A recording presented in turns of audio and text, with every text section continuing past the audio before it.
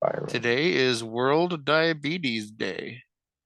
Put diabetes. down the fucking fork, you fat fucks. Leave it in. Yeah, all right.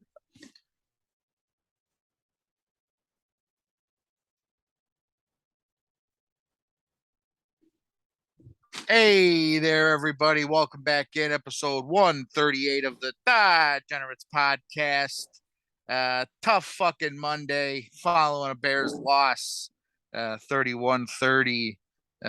Detroit Lions come into Soldier Field, get the fucking job done. A lot to break down from that game. Unfortunately, another, there's a good and a bad, but a history being made in this fucking game for the Chicago Bears. We'll get into all of that. The rest of the week around the NFL, a little bit of gambling results, maybe some fantasy. We're even going to wrap this thing up with a little bit of UFC. We had 281 over the weekend. Great fight card there. I got a little wrestling news as always, and might mix in a little Bulls and Blackhawks if we do got the time. So welcome in again, 138. Let me welcome in Nick Johnston. How you doing today, bud? Hey, we're doing okay. Had a pretty decent little week of gambling, decent weekend of gambling, and nice little fantasy day. All around, just enjoying the absolute bedlam, the dumpster fire that is Twitter right now. Everyone just going crazy, making the all the I guess the fake accounts or just the meme accounts and all around just fucking around. I think it's all fun. I think it's exactly what we wanted Twitter to be all together. It's done being a news website. It's done being, like our source for facts and everything, and it's just a shit posting site. So I absolutely love it. I think when it's available, I think we should buy our little check mark for the DAAAgenerates Oh, it's podcast. available already, Oh, Jim. sweet. Yeah, I'll throw you $4. We'll go ahead and might as Let's well do do it for it. the shits and giggles. Make us look fun. Either way, I think that's pretty cool. But everyone again just turning around and thinking it's the end of the world, the end of this website. Shut up. It's exactly what we wanted it to be from the beginning. No one taking it seriously. That was the problem from the get-go with Twitter. Everyone was all high and mighty, smelling their own farts and thinking it's okay. So it's not that what it used to be, and I love it. So I also heard that they're losing a ton of money right now. It, I have no personal quorum with it. I really didn't care that Elon Musk got it either. So that was a good a good way to start the day, start the intro, start the podcast. Did you have any thoughts on that? Anything? Yeah, it's just yeah, these meme accounts that are being made. I saw one and I thought it was the New York Yankees for a second. They posted Aaron Judge signs 9 year, 280 year or $280 million deal with the Yankees. I was like, what? Holy fuck! He went back to the Yankees, and then I read it a little closer, and the name of the page was New York Yankees, and I was like, yeah, okay, yeah, they fucking got me. Yeah, and But that's they had the exactly the right, thing too. exactly, they had If the you're right getting caught, profile. if you're not paying attention, you click on you're like, oh, wow, that must be factual. And then you click on the thing, and it's you got three followers, and they're following 1,000 other people. Yeah, that's not that's not the New York Yankees. That's just Doug from down the street or something like that. Like, I Yeah, mean, it's just fucking.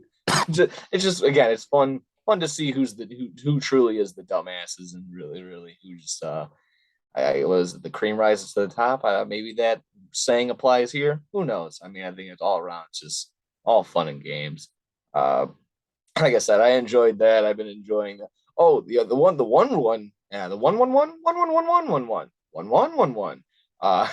one fucking thing I saw was the whoever does insulin. I forgot the company name.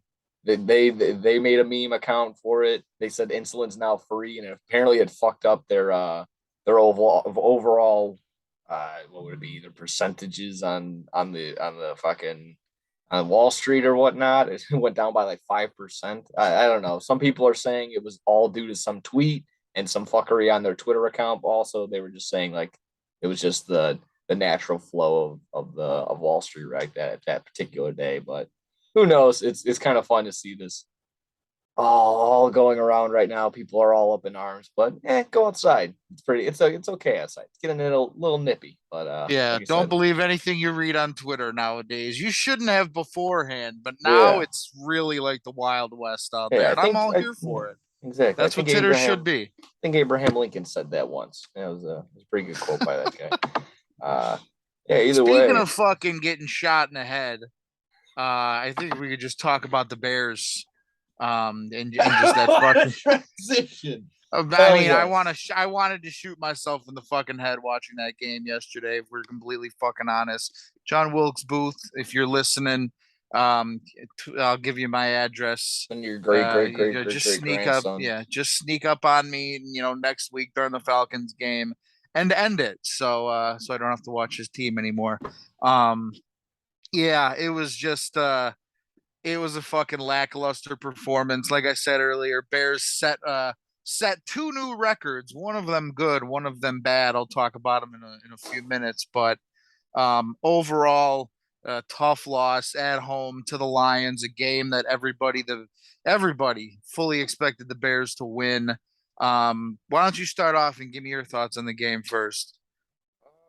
Well, it's kind of what I said on Wednesday. Yeah, just it wasn't really the legacy game that we were all going to be looking forward to. We were looking forward to a Bears win, but man, what an encore performance from Justin Fields. I mean, again, it's just doubling down, and again, we've been saying this on and on again. The national recognition from ESPN to just throwing it on the radio 670. Throwing, I mean, that's a local Chicago one, but hearing it on the ESPN radio too. Uh, just all around in the NFL and like Good Morning Football. They're talking about every just this performance that this kid is putting on is phenomenal, and it's going to be if he keeps this up, it's unsustainable really at this point. Putting up 300 yards rushing and at the quarterback position, it's great. I don't want to sit here and poo-poo it, but it's unsustainable. We got to get the air game going. That was one thing that was really the big detriment of this overall thing. Again, it's a crazy performance, and it was what a 69 yard rushing touchdown.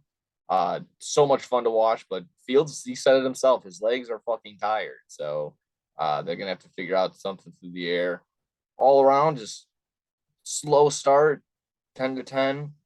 Should have gotten some better, should have got more out of the drives and whatnot, but they again, I feel like they were more relying on him just getting good QB drives or QB rushes right away. Should have been hitting people through the air. There should have been an aerial assault by Justin Fields, and we kind of missed that boat. While again, 350 total yards through the air and through the ground is nice, or close to that. It's just it didn't amount to a win. Got some solid performances, mostly just by Fields himself, but I don't know. It's okay. It doesn't sit well with the loss.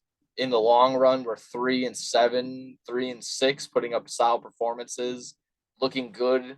But I guess the positive note from that is just I think we're sixth right now in a position for a draft pick, uh, in the first round. I don't know. It's a lot of pull and take from this. Again, you can look at some other things. I'll pull up one. Just the playmakers need to show up. Claypool, we traded for you for a reason. He hasn't been there. I think he has 2 or 3 catches now through these 2 games. Target a pretty solid amount, but just not showing up. Their next task. Well, we figured out Fields. Like that's figured out. Let's figure out how we can get Moody involved in the slot better. He had a pretty like what are 4 or 5 receptions. Again, I can't remember off the top of my head, but Yeah, I think 4 for 57. Yeah. yes, I mean getting looked at, looking better toward in the second half, but all around just he isn't really the guy. And Herbert and Monty only putting up like 80 yards between the two of them. I think Herbert actually got one extra rushing attempt. He actually went out with a hip injury as well. I just keeping up on my fantasy and whatnot. Just I guess that's just a side note considering that Fields put up 140 rushing yards by himself. So all around, you just can't have guys like I know I'm kind of all over the place. Can't have guys like Tom Kennedy, making plays, getting the 44-yard reception that leads to a 1 yard rushing touchdown by DeAndre Swift that ultimately just decided that game. And it was me deciding and considering, is it the shitty defense? Was it some misplays on offense? Or was it really that extra point missed at the end that really did us in? Because I can't really sit here and guarantee a win, considering that the Detroit Lions just bullied us down the field with whatever minute 40, 2 minutes left in the fourth quarter. Or excuse me, I don't even remember how much time was left. Which is whatever they did, however much time they got down there to get the game winning score. Just bullied the way down there, just found the holes, found all these spots, and just it was a really shitty performance. We go into overtime. Is it any different? I don't know. We can't sit here and live in the world of what ifs. So all around disappointing, and I'll wrap it up and I'll give it to you. Yeah, my first and initial takeaway from this game is our defense was non-existent yesterday. I did not think the Lions were going to put up fucking 20 points, let alone the 31 that they put up. That offense has looked. It started off looking great, struggled, as of the last couple weeks, and then they just come, into Chicago and put up 31. I was not expecting that. First thing, I guess a positive on the defensive side. Jack Sanborn played absolutely amazing. I think he had 12 tackles yesterday, 2 sacks. 2 tackles for a loss. He had that interception that was called back. That was a beautiful play by him to sort of, step up in the zone and then drop back. Jumped up and picked that one off. That was a beautiful read by him. It looks like, I'm not going to say he's on the level of a Roquan Smith, but he will be a more than suitable replacement for Roquan Smith in this defense. So, plus, I mean, that's just a linebacker name right there, Jack Sanborn. Like Oh yeah, 20, big time. 30 years, 20, 30, 40 years from now, I can hear like in like a NFL top 100 all time. I'm not saying Jack Sanborn will be there, but like that is the name of a middle linebacker that goes down as like one of the greatest of all time. Jack Sanborn, number 28 on the top 100, something like that, Jack Sanborn is just a great linebacker name, and he played great yesterday for the Bears. So I guess that's the one positive on the defensive side. Other than that, everyone else played like dog shit. Nicholas Morrow did have a couple big tackles there. Jalen Johnson, he shouldn't have been playing in that game. I give him credit and kudos for trying to tough out whatever injury he did have.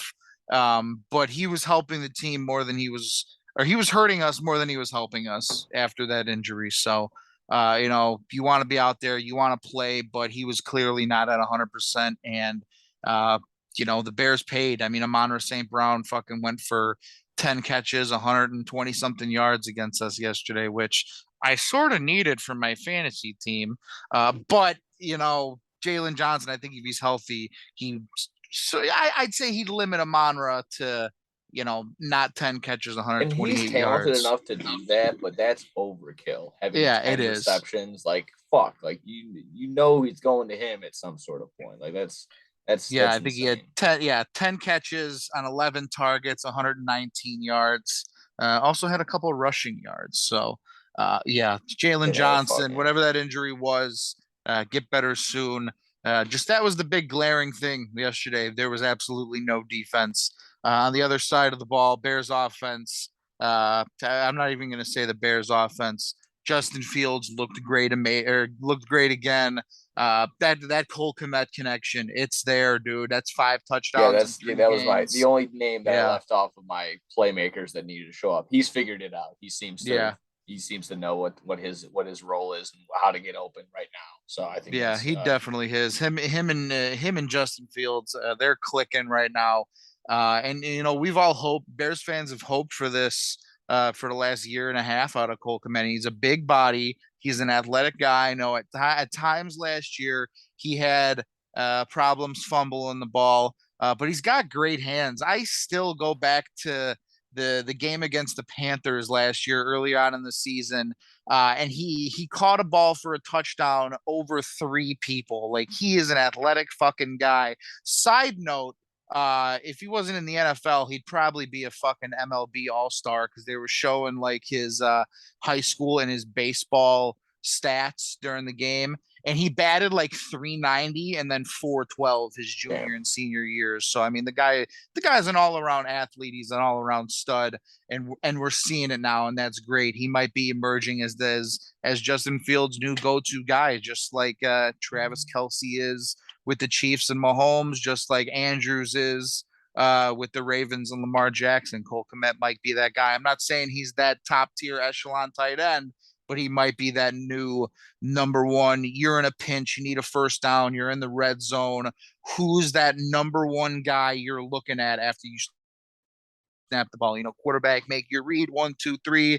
Cole Kmet might be that new number one fucking guy. So If he that's can be in the great. same tier as like a Dalton Schultz, Dallas Goddard type guy, Zach Ertz, Yeah. Yeah, like a I would be TJ more than okay with Hawkinson that. level. Yeah. Yeah, I Yeah. can't sit here and say, oh, we need a Mark Andrews, we need a Travis Kelsey. That's unobtainable.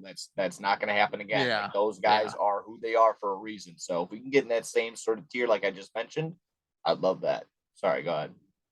Yeah. Yeah. It was another impressive day for him. Obviously, Justin Fields. I don't have to read you guys the stats. You watched, you know what he did.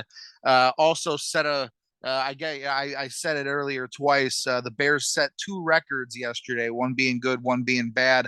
The good one, Justin Fields is the first quarterback in the history of the NFL in a regular season game to throw for two passing touchdowns, to rush for two rushing touchdowns, and have over 100 yards rushing. First That's quarterback to ever awesome. do that. So, um, you know, back You to said back in the regular weeks season, did that in a happen in the regular postseason? it might happen in a postseason I game, would but only just think right maybe here, like Kaepernick or maybe like Vic or someone like yeah, that could have done maybe. that, but I don't even remember. That's Yeah, yeah, that's so in a regular season game, two passing, two rushing touchdowns, 100 rushing yards. Fields becomes the first quarterback to do that, and that's great. We seen it last week. He broke the rushing game record held by Mike Vick. That was great, and obviously he breaks this one.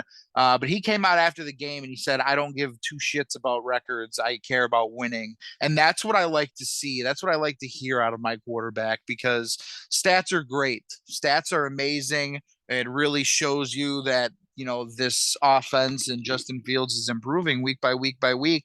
But I guarantee you, you ask any football player, any athlete, any competitor, they're taking a win over over a record. Most I'd guess most athletes. Obviously, there's probably the one or two, jagoffs out there that don't give a shit. But Elijah uh, Moore. exactly, majority of fucking athletes are taking that win over the record, and that's good. That's good to hear. Our franchise quarterbacks say that after the game yesterday. Unfortunately, there is the bad one that I got to get to. The Bears are also the first team in NFL history to lose three straight games while scoring at least 29 points in all three of those games. So the bad with the good.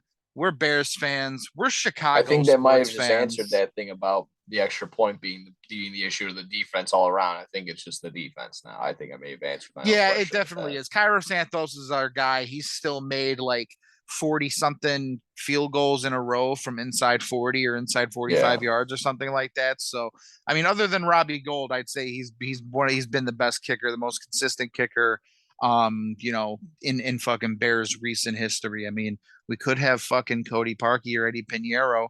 I mean, you guys really want to bitch? Kyle Acevedo, we're in a fucking party yesterday and he missed it. And he's like, cut him, get him off the team, blah, blah. I'm like, chill the fuck out. Cairo's one of the best players on the team right now at what he does, could have had Michael Uh, Badgley. We had him for a game, and now he's yeah, at the yeah. Michael Lions. Badgley, fucking former Bear great, beat us Mm, yesterday. mm. But obviously, yeah, like I said, good with the bad. Field sets the record.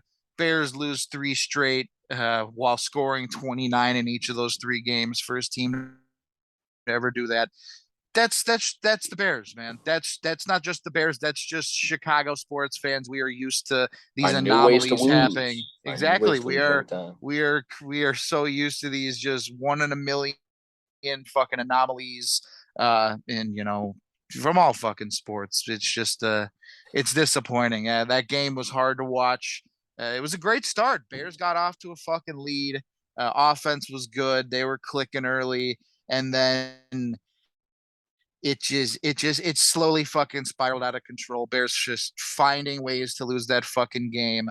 That fourth quarter, giving up 21 points, like you said earlier, inexcusable. I don't care what level our defense is on. Benjamin being released by the Cardinals. Really? That's interesting because I mean James Conner, he's been good when he's been healthy, but when he hasn't been, has stepped up and well I think they also still overachieved, have Daryl as a Williams backup. still. So Fuck him. I mean, he But might be anyway, coming back. So yeah, but anyway, tough loss, 31-30 to Lions. On to the Falcons last week or next week, next Sunday at noon. It was just disappointing. That fourth quarter was hard to watch yesterday yeah, because we knew it was coming. Like we knew it was fucking coming. We're like, okay, Bears are gonna blow this one. We have to sit here and watch it. And it was just a sad game there. yeah. Sad game to watch. Yeah, the fourth quarter shouldn't sit well with anybody on that Bears squad getting outscored 21-6. Yeah, it just shouldn't feel good at all. Making note of a bunch of names that were coming up. I was talking about Aiden Hutchinson versus Fields and shit like that. Maybe like Rodrigo versus Herbert. I forget to mention Jeff Okuda. Jeff Okuda making a big difference with the pick six. Uh, Not being able to make the tackle on the 69-yard touchdown, that was pretty fun too. So Fields basically got him back. But Aiden Hutchinson proved to be a huge issue. He exposed our O line. I know we didn't have Tevin Jenkins to begin with, and it was some shuffling of people going from guard to tackle, tackle to guard, and shit like that. Uh, so all around, I mean, there was just holes everywhere. There's a ton of problems. And like I said, and it kind of piles on top of each other with that. And the Bears did not have a good game. Had a ton of dirty laundry, ton of flags thrown.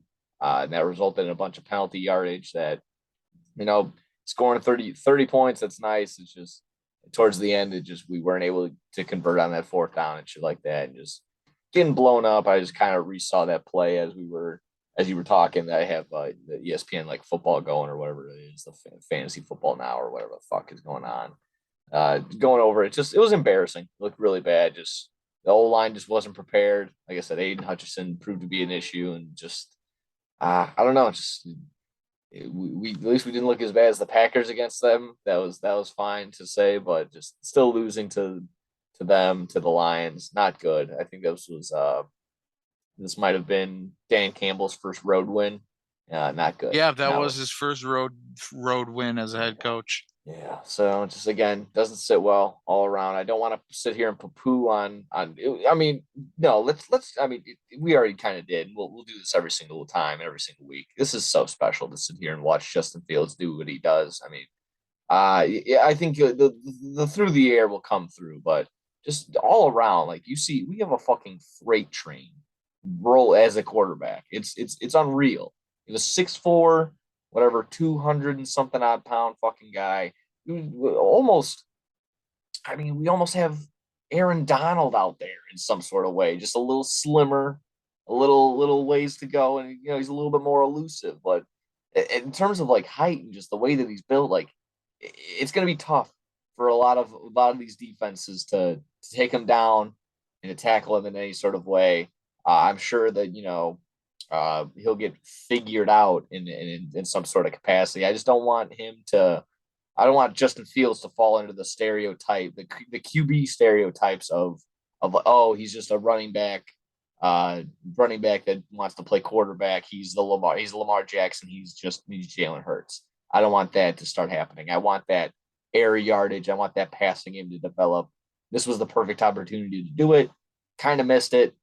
I think we'll have another opportunity next week. Atlanta Falcons defense, just around the same. They're pretty bad all around team. They're going to try and run the ball on the ground a lot too. So, again, this is going to be one of those games. I think I made this joke the other day. This game could probably be over like an hour and a half, 2 hours in the sense that they're just going to run the ball. So, obviously we'll get into that on Wednesday, but still positives, tons of negatives, tons of positives, tons of negatives, tons of positives. back and forth, back and forth. That is the Bears season. Could be looking a little bit better, but I just like that we're a good fun. We could be a fun. I like that we're a fun team with optimism, and we're kind of going somewhere, even though we're losing. But that's resulting in higher draft picks. What I'm basically saying is, I'm glad we're not the Saints. I'm glad we're not the Broncos. I'm glad we're not. Help me here. I'm glad we're not the Lions. I mean, I don't know what they really have. No, they kind of have a little bit of some sort of sense of their future as well coming up. But there's a lot of teams. I'm glad we're not. I'm glad we're not the Patriots right now. I mean, Yeah. tough division, shitty team. Don't really know which way is up over there either. There's a ton of optimism even with these losses. So if you want to look at it with that, you want to look at it with the rose-covered glasses of that. I'm fine with that. Until then, I mean, yeah, we'll just try and get better every single week. And like I said, just always looking forward to what Fields can do next. I think what the next chapter of what Fields can do, we'll be looking forward to another Yeah, noon game it's on Sunday. oh yeah, noon. Hopefully Fox game. Hopefully Fox. Yeah, it should be two It should be NFC two NFC. teams. I Yeah, don't. two. Yeah, Yeah, exactly. yeah. We're good. Put it on Fox. Put it on Like Fox. you said it perfectly. It's like Bears fans. We're in a great stage right now. We are in that stage where you look at like I don't want to say 2009 Blackhawks. I'd say 2008 Blackhawks. They're a bad team, but they get Kane, they get Taves, they get Keith, Seabrooks, and teams. And like this is the beginning of something special. We've seen it with the Cubs over the years. We've seen it with the White Sox over the years. Uh, I guess the Bulls back in the fucking D Rose days, back when they were, a good team. We've never really seen this with the Bears before, and especially not really in my lifetime. Other, Super Bowl team back then, 2005, a little young back when that happened, but at least in like our mature adulthood lives, we haven't seen these. We haven't seen this with the Bears. Like we got our guy, we got our quarterback, we got a regime that seems to know what the fuck they're doing. We're gonna have bufu fucking dollars to spend in the off season, and we just got a good young team to build around right now. And it's a lot of positives, a lot of arrows are pointing up around this team. And like you said, I don't care about wins and losses. I haven't since fucking day one. You want to see wins, but you also, let's be honest, I want to see him fucking lose and get the highest draft pick we can get. Um, it's just a lot of good signs for this Bears team right now. Yeah. I mean, just the most hopeful, the best way I can summarize it in my short little career of watching the Bears of my 24 years of living. Just I've only got to see really Rex Grossman, Jay Cutler, uh, who was there was the other Kyle Orton for a little bit. Then there was that little mesh of everyone that was hurt because Jay Cutler, everyone, a bunch of replacement quarterbacks because Jay Cutler was hurt every other day, and then a little bit of Trubisky. But now we finally have a guy where I could look at him and say, "Oh, he's going to get the first down. He's going to get a first down. He's going to move the ball up the field." We finally figured out that guy, and that's just nice to see. And it just slowly will like, oh, now we have a weapon that he can go to. Like, oh, that's gonna be a guaranteed touchdown this drive. Like it's gonna be for sure. So the progression of, oh, he can go get a first down, to maybe by next year we're like, oh, we're gonna go get this winning drive right now with go drive 75 yards with 2 minutes left and go win this game. That's gonna be the goal for the offense in the upcoming season. And that's completely obtainable next year if we have a similar draft that maybe the Jets had this year or the Giants had or something like that. If we have one of those similar type offenses and going, why can't we be the 7-2 team, the 6-3 team that's going on right now? And with like, why can't we be the Seattle Seahawks or the Giants or the Jets? I don't know. I feel like it's very reasonable and realistic to think like that right now. So Yeah.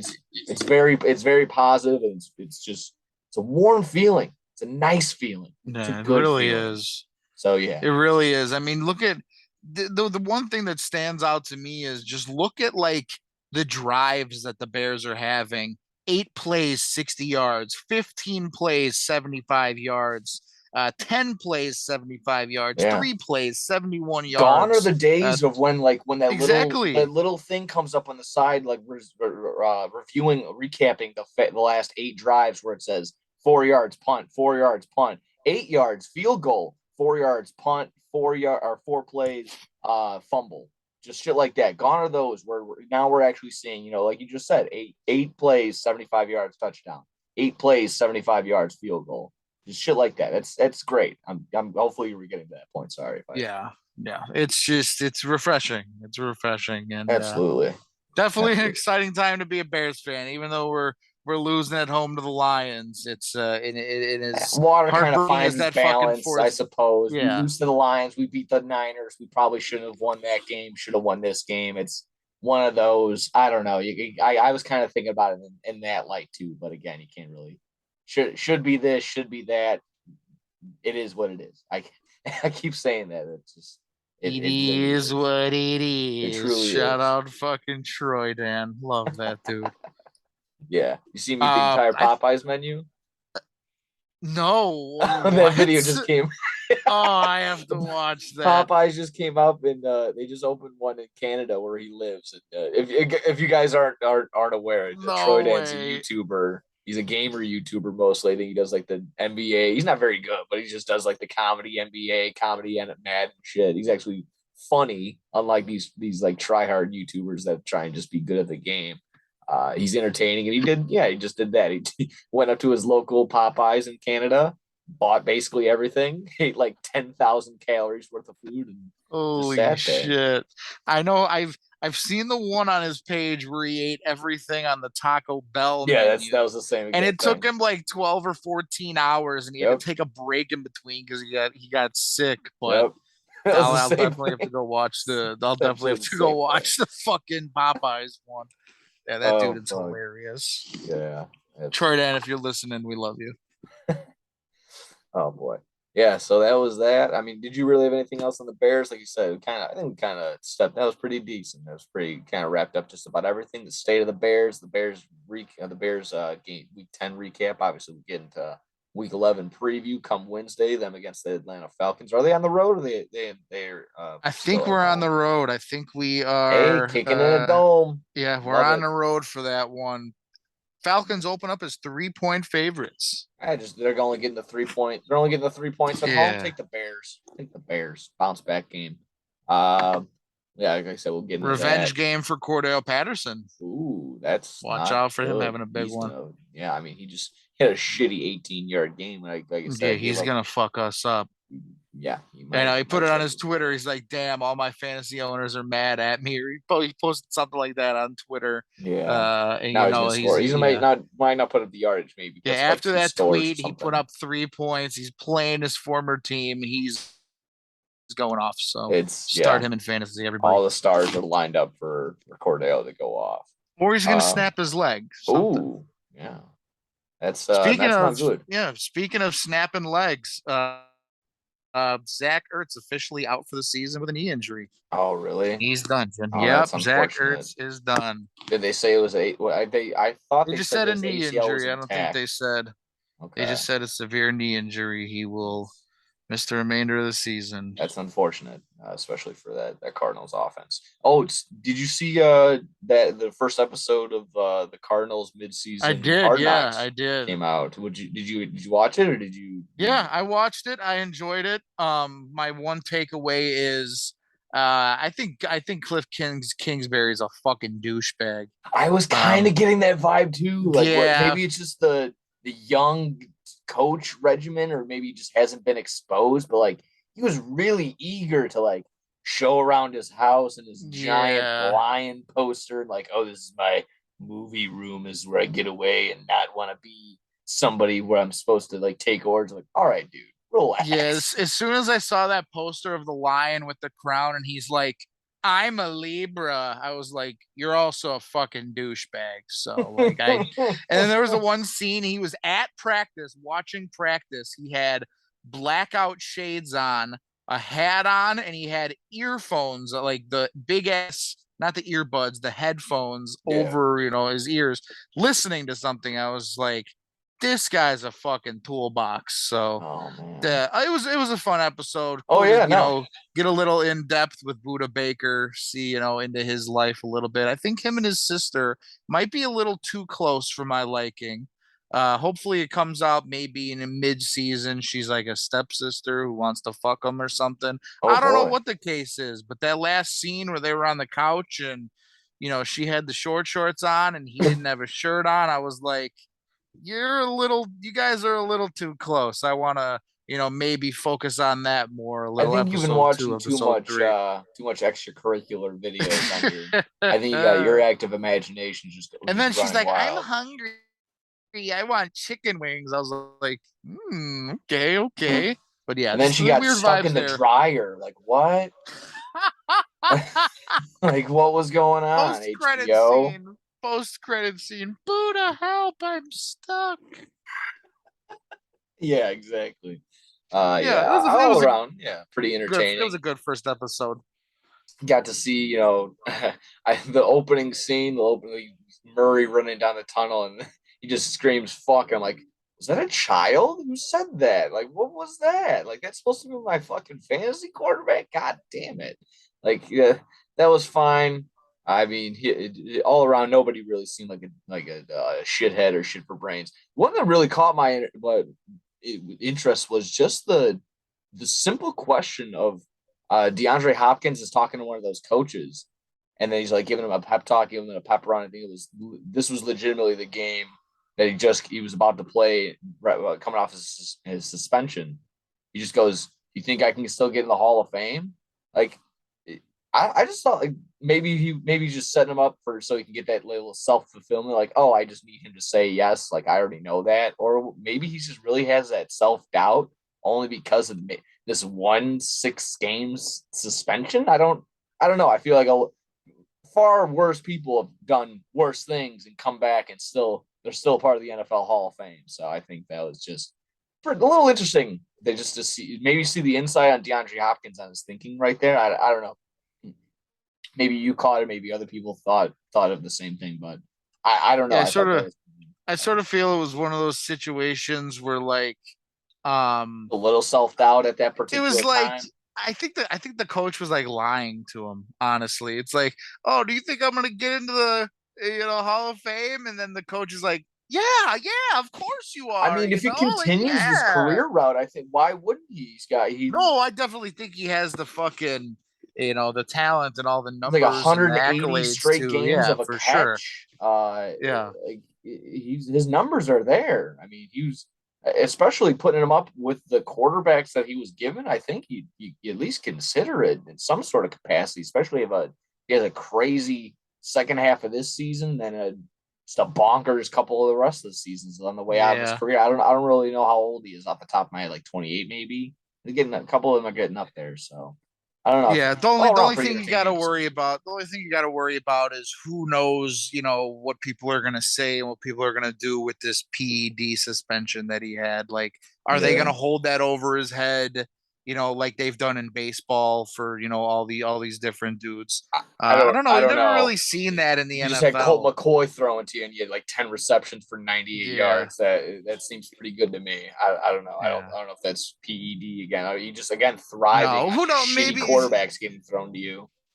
yeah, they could, writers or whoever the guys voting into the Hall of Fame could like hold that over his head at some point, but I Yeah, don't think so. understandable. He definitely has, It really shouldn't be a deal everything that breaker should be in at the there. end of the day. When it comes to shit like that, I don't know. I feel like at the end of the day, when it comes to like the draft, the class, the wide receiver class that he's around right now, and probably who would get in there at the same time as him, he would probably be still top tier ahead of everybody else. Like I don't know. That's that. I guess that's when the time would come. But Yeah. sure enough, if you had anything else on the episode, we can just get into week 10 recaps. It's some very exciting games. Some ones that came down to the fucking wire. Had some good upsets, some all around just fucking great week 10. Did you want to get into the recap right there? Yeah, I think we obviously got to talk about started off with the game of the week.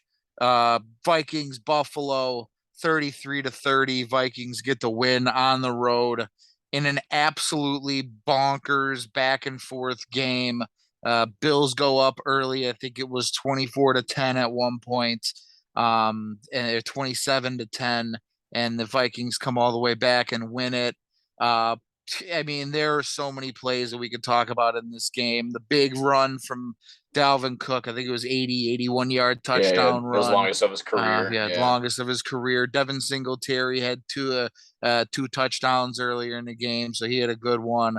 And you could talk about Josh Allen, fighting and battling through that elbow injury to still throw, I think, three touchdowns or two but a touchdowns. I crucial think he, interception yeah, at the end. I mean, exactly. Yeah, yeah, that interception was terrible. Justin Jefferson had, I think, the catch of the year so far. Diving back, 4th and 18, one-handed catch, ripping it out of that defensive back's hand with only one hand. Absolutely insane catch. The fumble in the fucking end zone by the Bills that was recovered for a touchdown. This game was, I think, the no, hands Gabe down. Davis Yeah, reception that wasn't a reception, and then that exactly. They led to the fucking, game tying field goal, and then yeah, sure yeah, enough, they the fucking, interception at the end. yeah, they got that off. They got got up to the line, got that playoff in time. That wasn't a fucking catch by Gabe Davis. But I mean, this was game of the year. This was everything we expected out of these two teams. And, Vikings might have had a little fucking luck on their side. I don't want to call it luck. I don't think you can. Exactly. You hang around with a team like the Bills like that, you come back from down 17. We seen it last week coming back against the pesky fucking Yeah, feisty Commanders. Uh, I this team is good, man. This team is fucking good. oh yeah, I don't think. I mean, just not shit on that. Just if anyone did want to label it lucky, you can't sit there be. Well, yeah, a 17 point comeback, uh, scoring however many unanswered points, 10 for 193 and two scores for Justin Jefferson. That's not lucky. Like he puts those up Yeah, no. consistently. I mean, throwing it all around.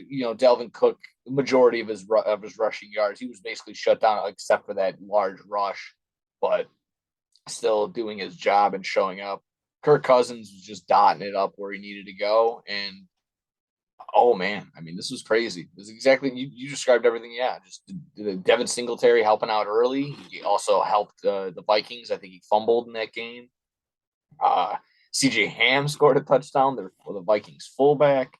Everyone seemed to be getting involved, but sure enough, I mean, this just calls for the wide receiver argument to begin of who's number one. Is it are you going to take in the full realm? Everyone's free. Are you taking Tyreek Hill? Are you taking Uh, Cooper Kupp? Are you taking Jamar Chase? Are you taking Justin Jefferson?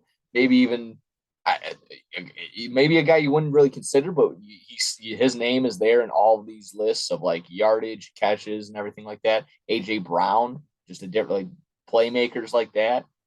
Maybe people are just we can sit there and rank that and everything, but also there's the argument of like you can pick any one of them; they're all one and the same. But I mean, I think they all just have their different their talents. But regardless, this was fun to watch for both ends because there was Stephon Diggs on the other end putting up 128 on 12 receptions. I mean, just again for this was probably awesome for you. You're having your boys Diggs and Jamar and Justin Jefferson. yeah, Just yeah, there you go, yeah. just going absolutely crazy for your guys' squad and a lot of I think not just I think what might be just on top dampering the Vikings win just a little bit is this argument now with is Josh Allen maybe? I mean, you can't sit here and say Josh Allen's not good, but he's leading the league in interceptions. He leads the league since I think he got drafted or since last year in red zone interceptions. He's turning the ball over a little bit against. I mean, the Vikings are good, but this defense, I don't know, it's a little pesky. I think it's just time to. I think the final thing on this, just I think the Vikings are legit. I think the Vikings are legit. It's definitely their division to lose. The Packers got a nice win with against the Cowboys. I don't really see a fiery run right now with them, but that would be the only thing to do if the Vikings just go on an absolute shitter. and the Packers just start winning a couple games, that would be their division to lose. But it probably just comes around from everything, from getting a new head coach, finally just letting Justin Jefferson ball out and shit like that. Getting T.J. Hawkinson was a big help, and I don't know. This is a brand new team. This is awesome. It's fun to watch, just in terms of fantasy and gambling. Uh, and I guess just the Bills aren't head and shoulders above everybody. Maybe they're just ahead of everybody right now.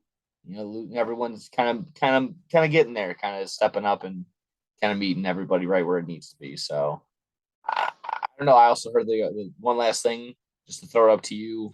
If you're given that option of, are the Bills still going to win the AFC, or are you going to give it to the field like you give it to the remaining 15 other teams? I don't know. Where do you place your money right now? Are you completely still 100% confident in the Bills to win the AFC, or do you think the Chiefs, or Yeah, I'd take the field. I'm not gonna lie. I yeah, honestly even would take the even a field. I pesky mean, team like the Jets could fucking come up and screw you over, or the Dolphins, all in the division, could come in and fuck you over like this. Everyone's getting hungry, and it's gonna be along the lines of the Rams. Like they want to show up and show out because they're the world champions, and they want to do your best, show your best shit against them. Probably right now the same thing against the Eagles, but right now it's probably the same thing against the Bills. You want to show up and have your best shit against the team where they're expected to just run away with the Super Bowl this year. And right now they're struggling just a teensy tiny little bit than expected, than more than expected. yeah, I think if I had to take the Bills or the field, I'm taking the field right now just because the way the Dolphins, their offense has been, absolutely amazing all season. Baltimore, they've looked very good at times. I know they're a little banged up right now. They Same with the slipped my mind because they were Chargers. on the bye this week, right? Exactly. Yeah. Yeah. Same with the Chargers. They've been banged up, but when healthy, they look good. But I mean, the Chiefs are still there. Bengals are still there, even though they're 5-4. They've struggled a little bit. All those teams, I'd say those five teams. I love the Jets and I like what they're doing. But I think come playoff time, I still don't think they'll have what it takes to beat this Buffalo team. I think they could beat them in a regular season game for sure, but postseason, I'm probably going to take the Buffalo Bills, but Dolphins, Baltimore, Bengals, Chiefs. I don't want to throw the Chargers in there. I'll say a fully healthy, Keenan Allen, Mike Williams, Chargers team. Any of those five teams right there can beat this Bills It's teams not. in the Yeah, Bills, it's Bills the team in the Chargers playoff. offense Yeah, and the Chargers defense. They were making that a big issue on the Sunday night broadcast. Like they have like no defensive lineman right now. There's yeah. just a Weenie Hut Jr. over there. Weenie Hut General. Weenie Hut General. Yeah, it's pretty bad over there. Yeah, that was basically, yeah. Again, just to recap that, Bills a little questionable. Vikings, they're getting there. Again, their only losses against the undefeated Eagles. Yeah, a couple other games that I liked. I can shoot over to. Let's just, yeah, we had a good game. Let's go against the current. Let's go to the shit game. Colts Raiders. Oh boy, Jeff Saturday coming in off the couch, coming in off TV, said, "Fuck yeah, I'm gonna take over." He took his tweet. He said all the Raiders are bad. He doubled down and he beat them. He let Devontae Adams have a nice fantasy game, like I kind of made mention too. He's on Jeff Saturday's fantasy team, so maybe a little collusion. Who knows? I don't know. I got That coach. We little should. Ruxin Yeah, gif. I always use that in our league. Collusion. exactly. It's just like, um, hey, coach, should we guard 17? He's Uh, doing. He's like, I don't. We don't we need double we need cover some here. help over top with the safety or We something. don't double cover here. Nah, Sorry. cover Foster Moreau instead. Yeah, exactly. Foster Moreau's the problem. Hunter Renfro wasn't even there, but he's an issue. Get him. But yeah, that was cool. Very frustrated Derek Carr in the post game press conference. He was visibly upset with the crying and just I don't know if he caught his words, like things we do to get to bed and to show up and do something like that. It's like, yeah, that sucks. Especially when Just in terms of fantasy and in terms of numbers, like Josh Jacobs had a nice game. He had 78 and a score. Devontae Adams had like 100, at least 120 yards through the air and a score. Uh, this defense is an lackadaisical offense. The Raiders, again, safe to say, they might be the worst team in the league right now. I mean, Yeah, they're the biggest dumpster fire in yeah, the league for getting sure shut right out by now. the Saints. I mean, if you threw the Texans against them right now, I would throw money on the Texans to win that game. I did. Yeah. There's nothing really too excited. And that's the sad part when you have Derek Carr's not the greatest, but he's better than most. Yeah, Devontae Adams, who is a top tier talent. Again, you can when we were just talking about this wide receiver realm, like okay, maybe pick him, and it's just one and the same. Like it's almost a guaranteed reception. And Yeah, yeah, I sure enough, yeah, honestly, when it comes to the wide receiver, the number one wide receiver, it's not fair. It is not fair to, sit there and die on the hill that this guy or that guy is the definitive number one. I really don't think there is.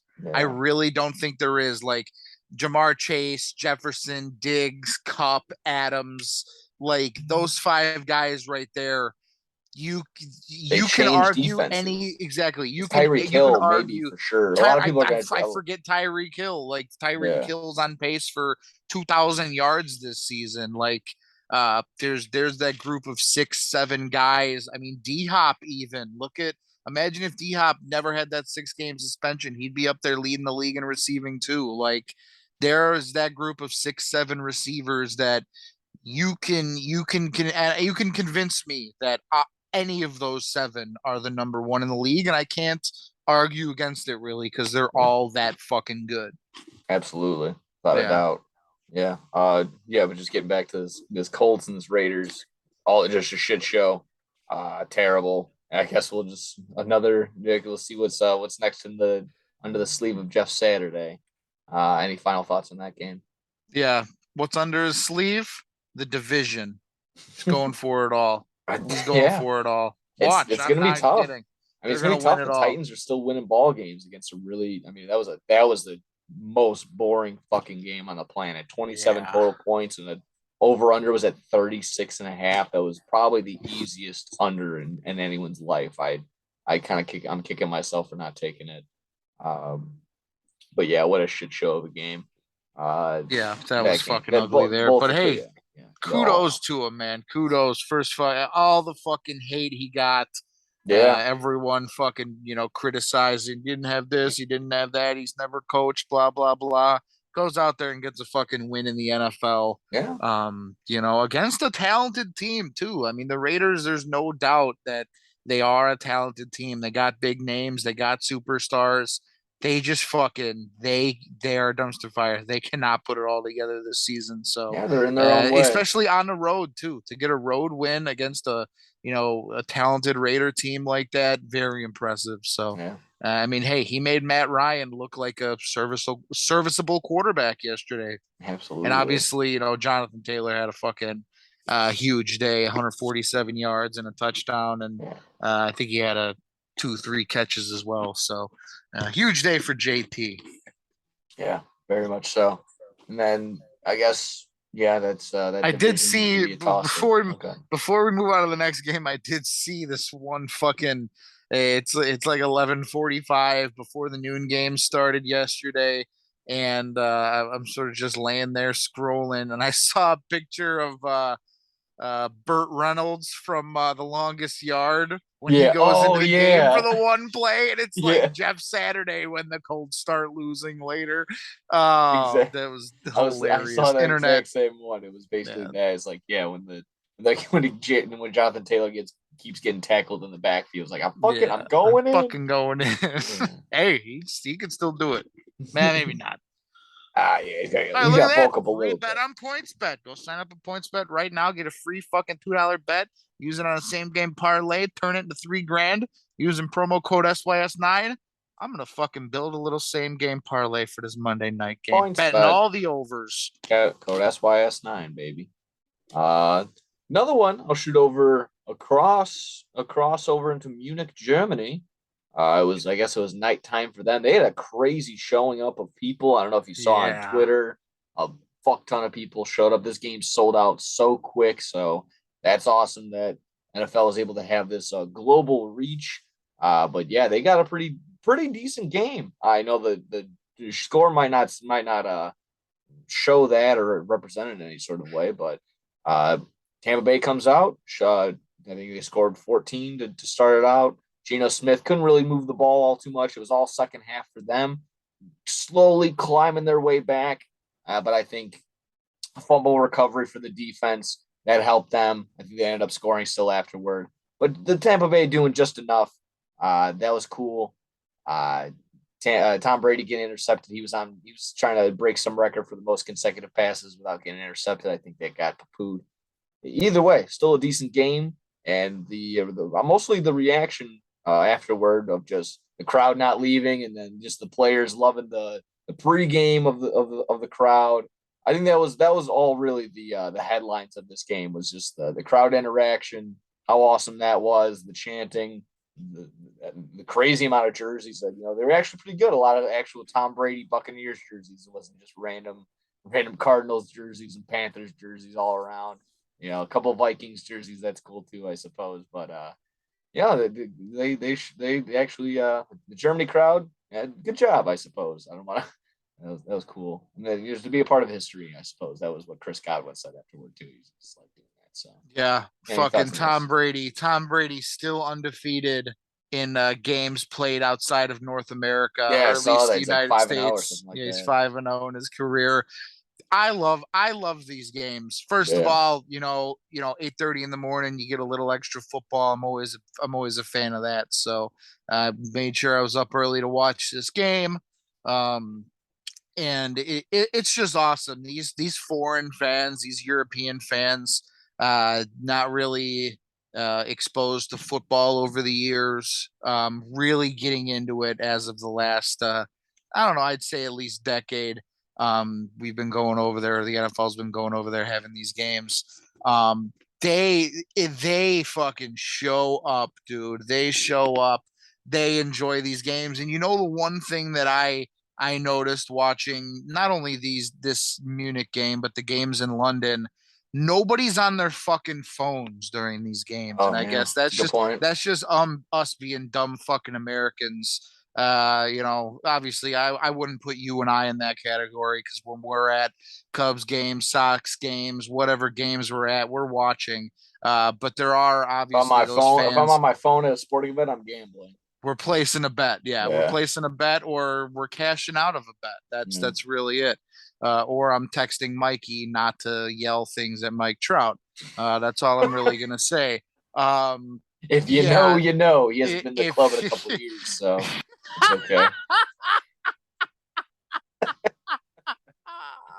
Oh he boy. hasn't been to the club, how you doing, 50 How you Cent? But doing? anyway, yeah, that's the one thing that I noticed. Just they would always pan to the crowd. Got the little, coming back or going to a commercial. They're just showing the crowd. Nobody's on their phones. Everybody's sitting there. Everybody's, I wouldn't even say sitting there. They're standing up.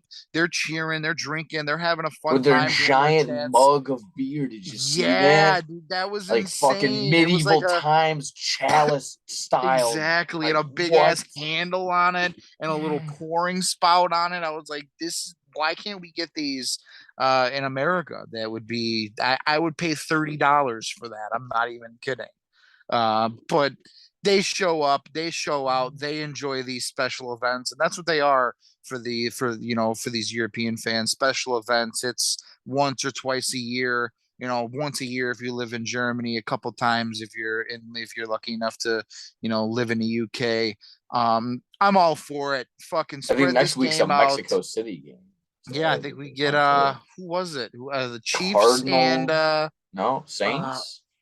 I don't remember. I I don't don't. remember, but there's the Mexico City game. Yeah. I'll check right now. Go ahead.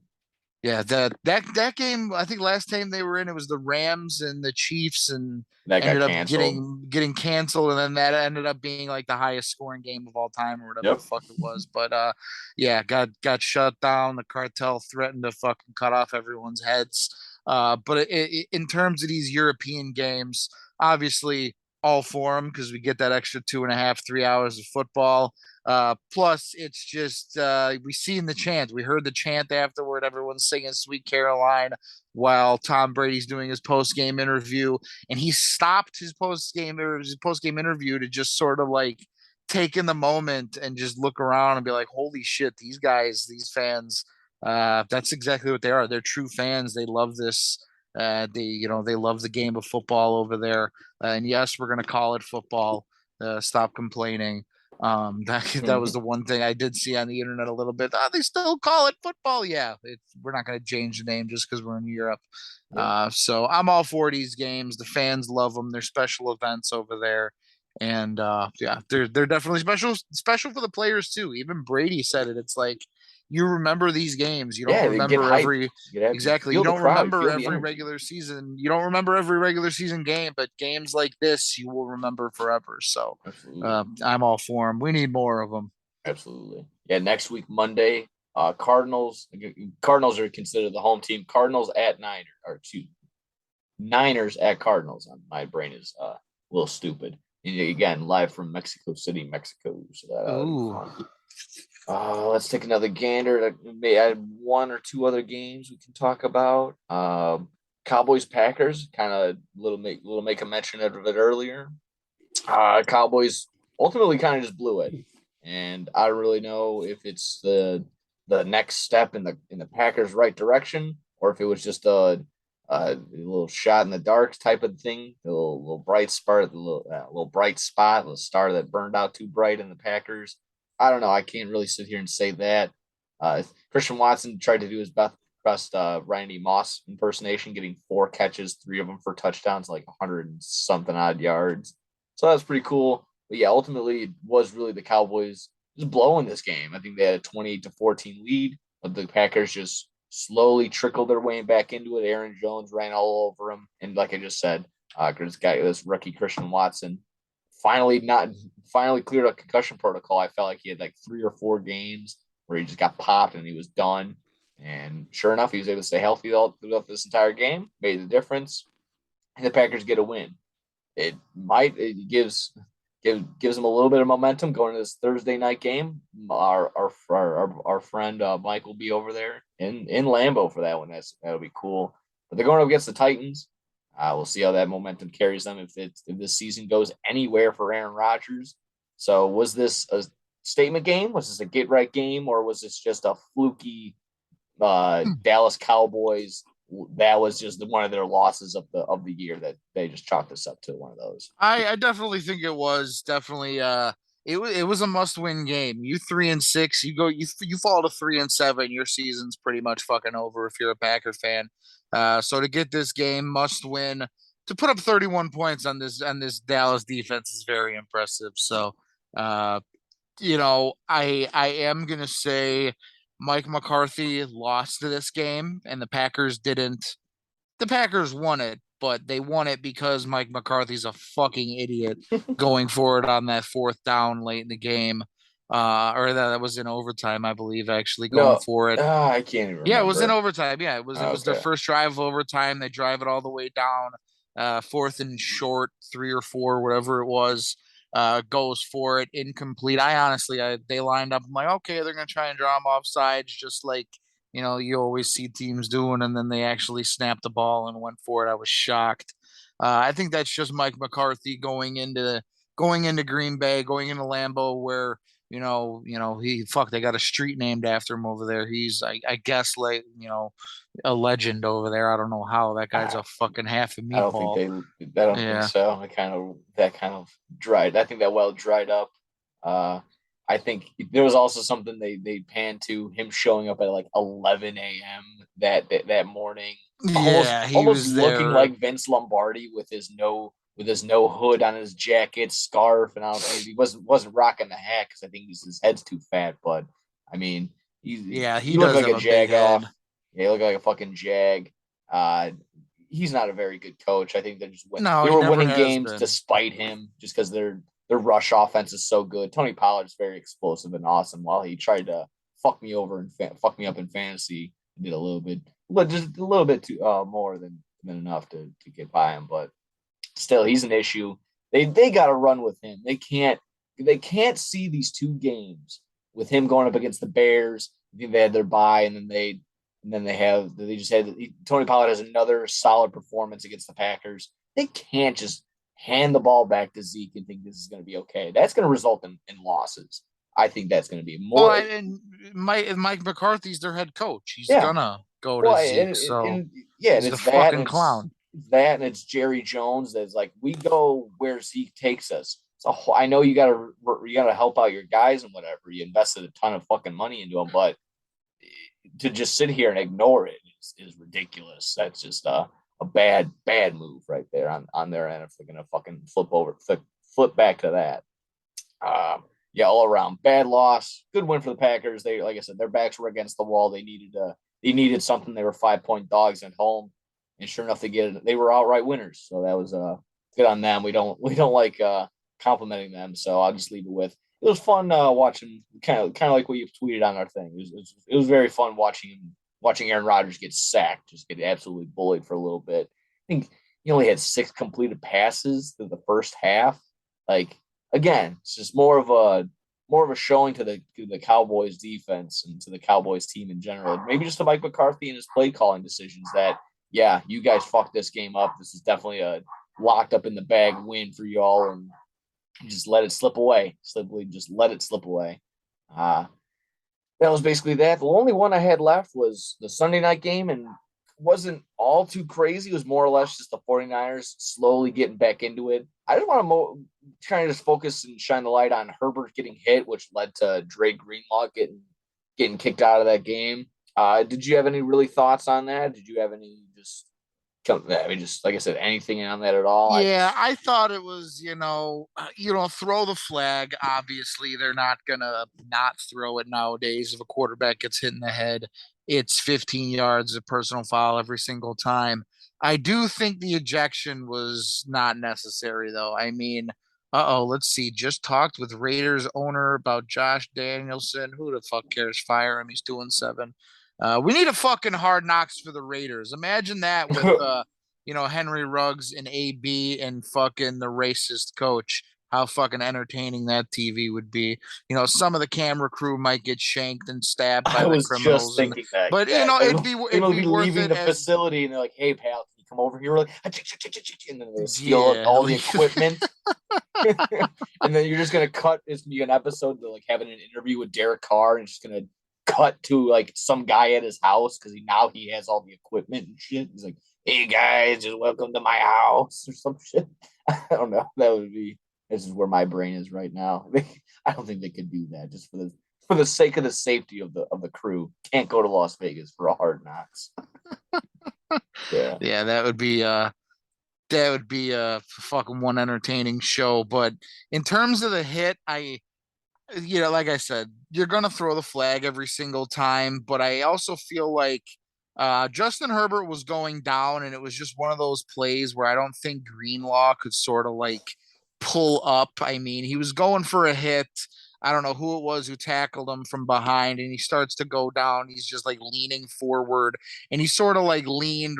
Yeah, I feel like he didn't lean into it, but he sort of like ran right into that hit, and that's just one of those plays that it's unfortunate. You It's hate just when so you bang see it, bang but that yeah, you exactly, can't. it's one of those Yeah. bang plays where like Greenlaw, he's already in the motion of making that hit, and then fucking Herbert starts to get tackled from behind, and, Yeah. he's falling forward. That neither of those guys in that blink of an eye that are already engaged in this play, they're not. It's inhuman. It's not able to move yourself or adjust yourself to be safe. Yeah. It's just one of those bang bang football plays that it's always scary, but uh, nah, there's nothing you can really do other than put fucking flags on these guys' hips.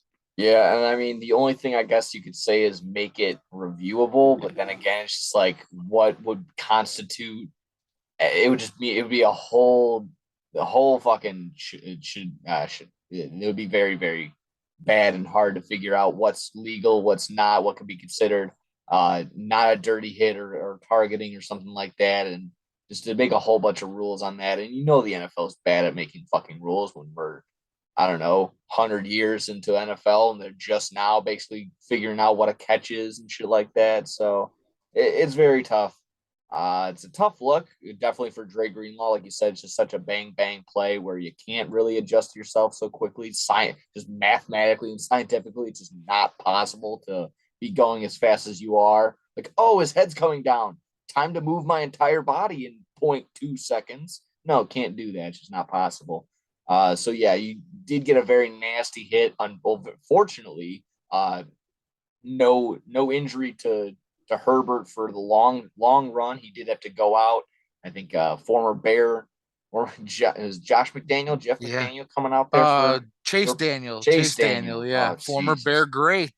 Yeah, a couple of attempted passes to Austin Eckler leads to nothing. I think that just ultimately that drive led to a field goal attempt, and so that was okay. It was just that was just a new thing coming to light.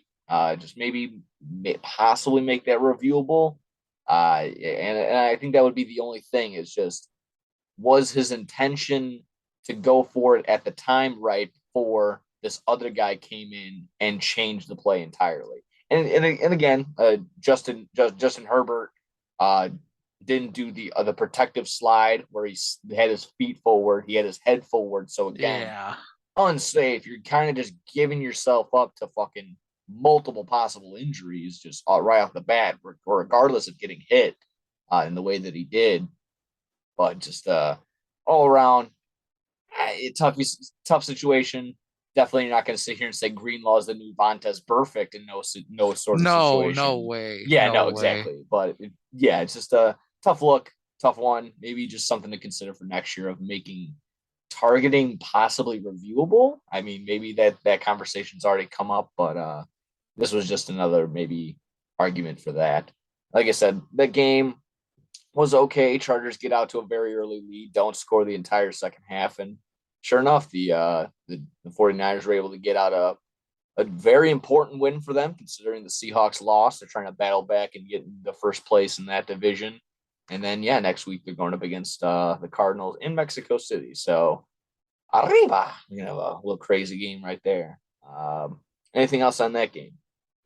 No, it was I'm not gonna lie, I was watching this game on and off last night, really wasn't fully Yeah. invested in it, but I did see this interesting stat that Jimmy G is 10-2 in his career when he doesn't throw a touchdown pass. Yeah, So at that point, I I saw think that you got to throw out QB wins and losses as a stat when you see shit like that's that. just That's absolutely hilarious. absurd. That's Yeah, hilarious. That just shows like that's Jimmy G in a nutshell. yeah, That is absolutely. Jimmy G as a quarterback. They do better when he doesn't do his job properly. He does just enough, and when he doesn't suck and give the ball away, they can win. I guess that's Yeah. what that really means. Uh, Pretty solid performances all around. I don't think George Kittle did anything too crazy. Debo, weird game from Debo. McCaffrey had a nice game, and uh, fun to see Eli Mitchell come back. I was a little partial. I like him just because he helped me out a little bit last year. He's just well when when you see and meet fantasy guys like that, they kind of get in the good graces of you like that. Like I had oh my god, I had a fun little nostalgia moment. I wrote this down in our notes. I'm kind of getting to it now. I had one of those NFL rewind games come up on my YouTube, and I watched it basically in full. And the not the best part isn't the highlights from that game or them talking or whatever. It's watching the scroll under, watching all the other games that were happening, and you're like seeing stats pile up and like, oh, I had him. Oh I had yeah. Jordan Yeah, I Reed know. for that 1 week at tight end. I keep thinking of fucking tight end. I had Jason Witten. Oh my god. Like just shit like that. And then like I said, I'm watching uh Panthers versus Falcons and like, holy fuck, Roddy White was a legend. I'm like, holy shit. Just like shit Yeah. like that. You And know, something similar happened to me the other day. They were showing it was after the Joe Mixon fucking 50 fucking point performance or whatever, the Bengals last week. They were showing like there was like a list of like the top 20 fantasy performances of all time, like PPR yeah. performances of all time. And I was like, I lost to him that with like the Kamara five Yep. touchdowns a couple weeks ago or a couple years ago. I was like, Oh yeah, I remember that. I lost that week to that prick, and then there was the one Tyreek Hill 50-point game, and I was like, oh yeah, I remember that. I fucking played I against him had that I week. had Tyreek Hill that week. Yeah, oh yeah, I fucking lost to him. I was like, oh yeah. So just that, yeah, it's good. It's fun to see those past performances, good or bad for Yeah. you. It's just like, oh yeah, just The crazy throwback. performances are just the names that pop up like that. Like I said, like Jordan Reed, like that's a one I haven't heard of. I haven't heard in a while. Oh God, Roddy White, that's a good name. yeah, Yeah, solid number two for the Falcons for a long time. absolutely. And again, unsung hero guy. You know, we love him here in Chicago. So he was on the Bears forever, but seeing Matt Forte's name come across the bottom, I'm like, oh Yeah. man, Oh, dude, Matt Forte was a man. dog for a Oh, long time, absolutely. And then he dude. went over to the For a Jets long and time. was still 30 years old and still fucking balled out if you had him in PPR leagues. He was still catching passes and shit like that. Oh, so much fun to have Matt Forte in Yeah. any sort of like in anything like that. Uh they were just talking about him on my fan. Like I listened to a fantasy podcast and they're like they had Matt Forte, but then they were like so mad that they couldn't remember the backup at that time that would vulture touchdowns from it. It's just like shit like that. That's why I love fantasy. I love talking about these guys that just did. I mean, Matt Forte matters, but like talking about these other backup quarterbacks that don't matter. Like we're not gonna mention Matt Asiata ever again. Like that was a guy that I had for a week or two when Delvin Cook got hurt. Just shit like that. Yeah. Overall, solid week of week 10 games. That's some fun little side stuff to get into. Where's Odell landing? He came out. He said he has a couple of spots in mind off the top of my head before I cheat and look at the notes and that we wrote down. I think he said the Niners. He said the Giants are actually in there. Here we go. Cowboys, Bills, Chiefs, Giants, Niners. Where's he going, Bill? Uh I want to see him go back to the Giants. I'm not even gonna Yeah. lie. Yep. I'm not even gonna lie. I think the story of Odell and just his football career would be complete. You get the fucking homecoming back where he had his little coming out. That's where he became a household name, making that one-handed catch. Got onto the Madden cover. I mean, that's where he became a superstar in New York. And I honestly believe if you put a superstar, I don't think he's a superstar number one receiver anymore. He's still a hell of a playmaker, and he's going to immediately make any offense, better just for him being there. But if you give Daniel Jones a good number one receiver, I think that offense is pretty much complete. Just the way that um, Saquon is playing this year, the way their defense is playing. If he just had a good number one, go to passing target, I really think that Giants team would be a serious contender in the NFC. Yeah. Kenny Galladay, dog shit. Non-factor. Darius Slayton, Kadarius, yeah, non-factor. Kadarius It's Tony all lied it's about all his Barkley. hamstring. Exactly, Kadarius Tony was there. They had high hopes for him. Faked an injury to get out of there, and now he's thriving with Patrick Mahomes and the Chiefs. He gets into the end zone over the weekend. His first career I mean, touchdown was exactly. there. Like their number one receiver is Wandale Robinson, and it's like he's just having an okay season. So I think that would be an absolutely perfect fit. Seeing OJ back in that Giants uniform, wearing number 13 again, I just think it makes all the sense in the world. So that's where I'm Yeah. hoping. That's where Yeah. I'm hoping he lands. Makes a ton of sense. OBJ coming to the Giants changes everything for the receiving core, considering uh Tanner Hudson is catching passes. Isaiah Hodgins, who apparently was on the Bills practice squad a week ago, and guys like Lawrence Kager are leading the team in receptions. Again, a converted wide receiver to tight end. Like this is what the Giants are working with, and they're still winning ball games because they're just giving Saquon the ball 35 times into his belly and saying go. And so far it's working. Yeah, you could say it was against the Texans, but you got to play who you're playing up against. And I don't know. This has been pretty good for them. It would make sense in some sort of fashion with that. Gives them a little bit of hope, but in the long run, he should maybe probably go with the Cowboys or the Bills, maybe even the Chiefs. I would say just with those for sure. Uh, the Cowboys probably toss it up, and if you give them another wide receiver to complement CD Lamb, they're going to go far.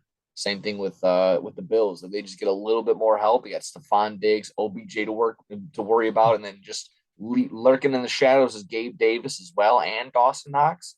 Well, fuck. I mean, that's just all that right there. Yeah, in terms of like what's the most fun, yeah, go to the Giants. In terms of who she should go with to win a title, yeah, go with the Bills, go with the Chiefs. I mean, I'm not gonna sit here and be mad at him for whatever he does, but it's all seem pretty decent. I saw one. He said like, "Oh, what a game!" And the top reply was him wearing a Bears jersey. And I retweeted it off of our DAAAgenerates page. So I don't think he's gonna come here anytime soon. It'd be cool. It'd be real cool. Yeah. Last, any lingering notes on Odell? Yeah, I just looking at the Giants, like they're obviously for real. They're a contender this year. Come playoff time, you need that number two guy that you can go to on an offense. Like as good as Saquon is, I don't think he alone will carry you to wins over teams like the Vikings or a team like the Eagles or even a team like the Buccaneers. I really Yeah, don't think just Saquon's gonna lead you I like think Sake. Saquon and Yeah, Daniel yeah, Jones, like they're not enough to beat those top echelon teams in NFC. You add an OBJ alongside that other, group, that other core of wide receivers, and it's on a whole nother level there. I think yeah. you can compete with those top teams in the NFC. I think Saquon gets his yardage, gets all the long touchdowns against like teams that you just rattled off of, like like you just said, Vikings, Eagles, Chiefs, or something like that. He gets his against those teams, but that's not going to translate to wins. So that's a very Yeah, good point. Yeah, they definitely need all the more talent that they can get. When I just named off like, it sounds like they're just getting people off the bus and like, all right, it is. It here's a honestly jersey. is. You're 6'5". Here you go. Throw him the ball, chasing. And Daniel Jones, to his credit, he's he's tied for last in the league in amount of interceptions thrown, and for who would qualify for that stat. I think he only has 2 interceptions thrown on the year. It's pretty good as Wow. long as he's not turning the ball over. I think he probably has a couple fumbles and fumble losses, but he's not turning the ball over. That's leading. That's probably has a positive correlation to why they're getting some wins as well. So that's pretty good. Yeah, that was Odell. Thinking where we're thinking where he's going to land. I had one really quick, and it had a little bit of football, a little bit of basketball, a little bit of everything kind of wrapped up into it. But the big name that's being thrown around, who might be losing the most amount of money, Tom Brady. Tom Brady had apparently and his wife at the time had invested in something, a cryptocurrency called FTX. And if you're following right now on the internet, you probably already know what happened. But for those who don't know, FTX is some sort of cryptocurrency. I'm not really big into it as well. I kind of just picking up on this story the other day. Uh, cryptocurrency, but like we all like to say, oh, that's a Ponzi scheme. This was legitimately a Ponzi scheme. Uh, I don't really know how exactly it works, but it was all fucking shitty. Money's all gone, and unlike in a real bank and money like that, when a bank would, if this would have happened to a bank, all the people that invested in that would get their money back slowly but surely. But poof, gone forever. All of it, everything that was invested, gone forever. Uh, don't know where it is. Don't know where it'll go. People might get jail time. Probably no jail time at all. But all in all, a lot of athletes, like I said, a lot of athletes are getting fucked over in terms of they've signed with this company. It's guys like Steph Curry, the Miami Heat, and a lot of their athletes. The Miami Heat, the entire facility, their building is named the FTX Arena. That's going to be changed Oh, gee. entirely. So this fucked over a lot of people. Like I said, I'm sure you can, whatever I'm leaving out, you can go ahead and find out for yourself. But again, guys like Tom Brady, Shohei Ohtani, I believe there's a woman tennis players getting fucked over. And like I said, guys like Steph Curry who signed like deals with them, who were getting paid and were also had stakes in the company. All done. That's all gone now because this I invested into a fraudulent company that was all for shits and giggles, and it sucks. But I'm sure, like I said, you can look into that more for yourself, like I see to maybe where I fucked up and what I didn't say. But yeah, I a lot of the ongoing joke right now is you see Tom Brady with a long beard and gray hair because he's gonna have to make up for all this money that he lost. He's got to play football for the next 50 fucking years. That was the ongoing joke. So anything on this? I know you were somewhat of a crypto guy, but you just told me that you're kind of out of it now. Well, what any thoughts on this Oh yeah, we FTX made crypto? we made a couple dollars back when Dogecoin was fucking hot topic during the fucking pandemic. Yeah, We got that fucking 1400 from Sleepy Joe. We fucking let it ride on Dogecoin, made a couple dollars, but other than that, yeah, I don't know fucking jack shit. Just be a normal person. yeah, Use your money and bet it on fucking PointsBet using promo code SYS9. Don't be yep, using no fucking Dogecoin or no fucking douche coin or fuck my ass coin, yeah, whatever the fuck they are.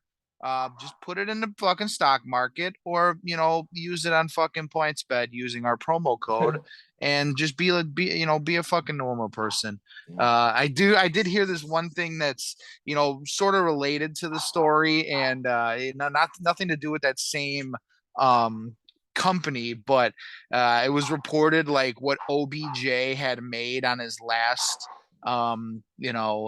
contract because he wanted everything deferred into like Bitcoin or whatever. yeah. That's He right. basically or got paid like 200. He made like $200,000 or something on his last fucking contract because Bitcoin has just gone into the Yeah, fucking shitter. So yeah, I guess if you're in the NFL and you're getting paid millions of dollars, don't fucking defer it into yeah, cryptocurrency. It's not smart.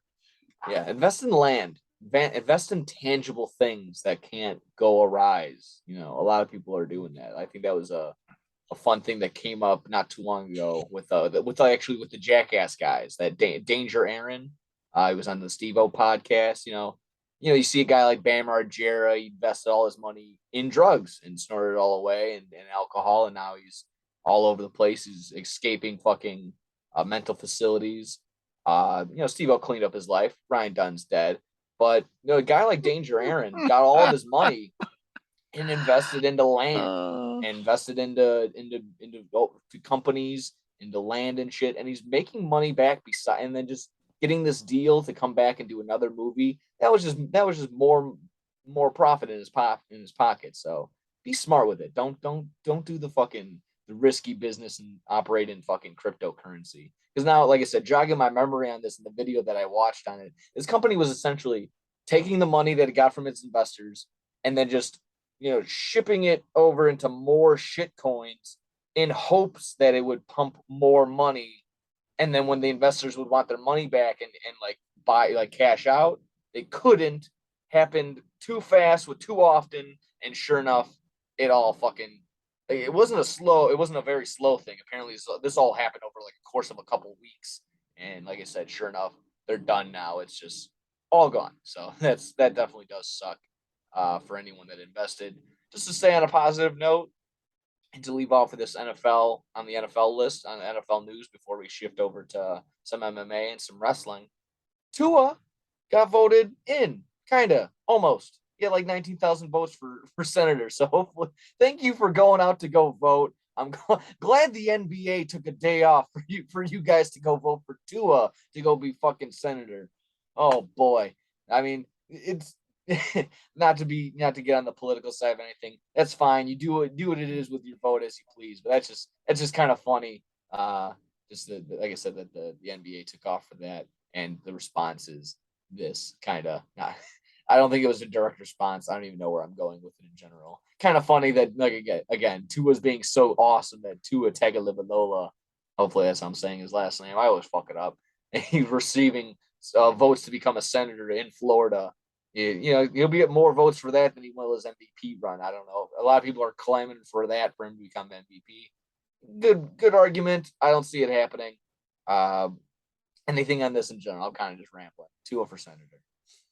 Yeah, I mean, we've seen crazier things. I mean, thousands of people voted for a fucking dead monkey a couple years ago. Oh, that's So true. at Yeah. least Tua, like he's an actual living, breathing human being that could actually fill that position if for some reason he did win.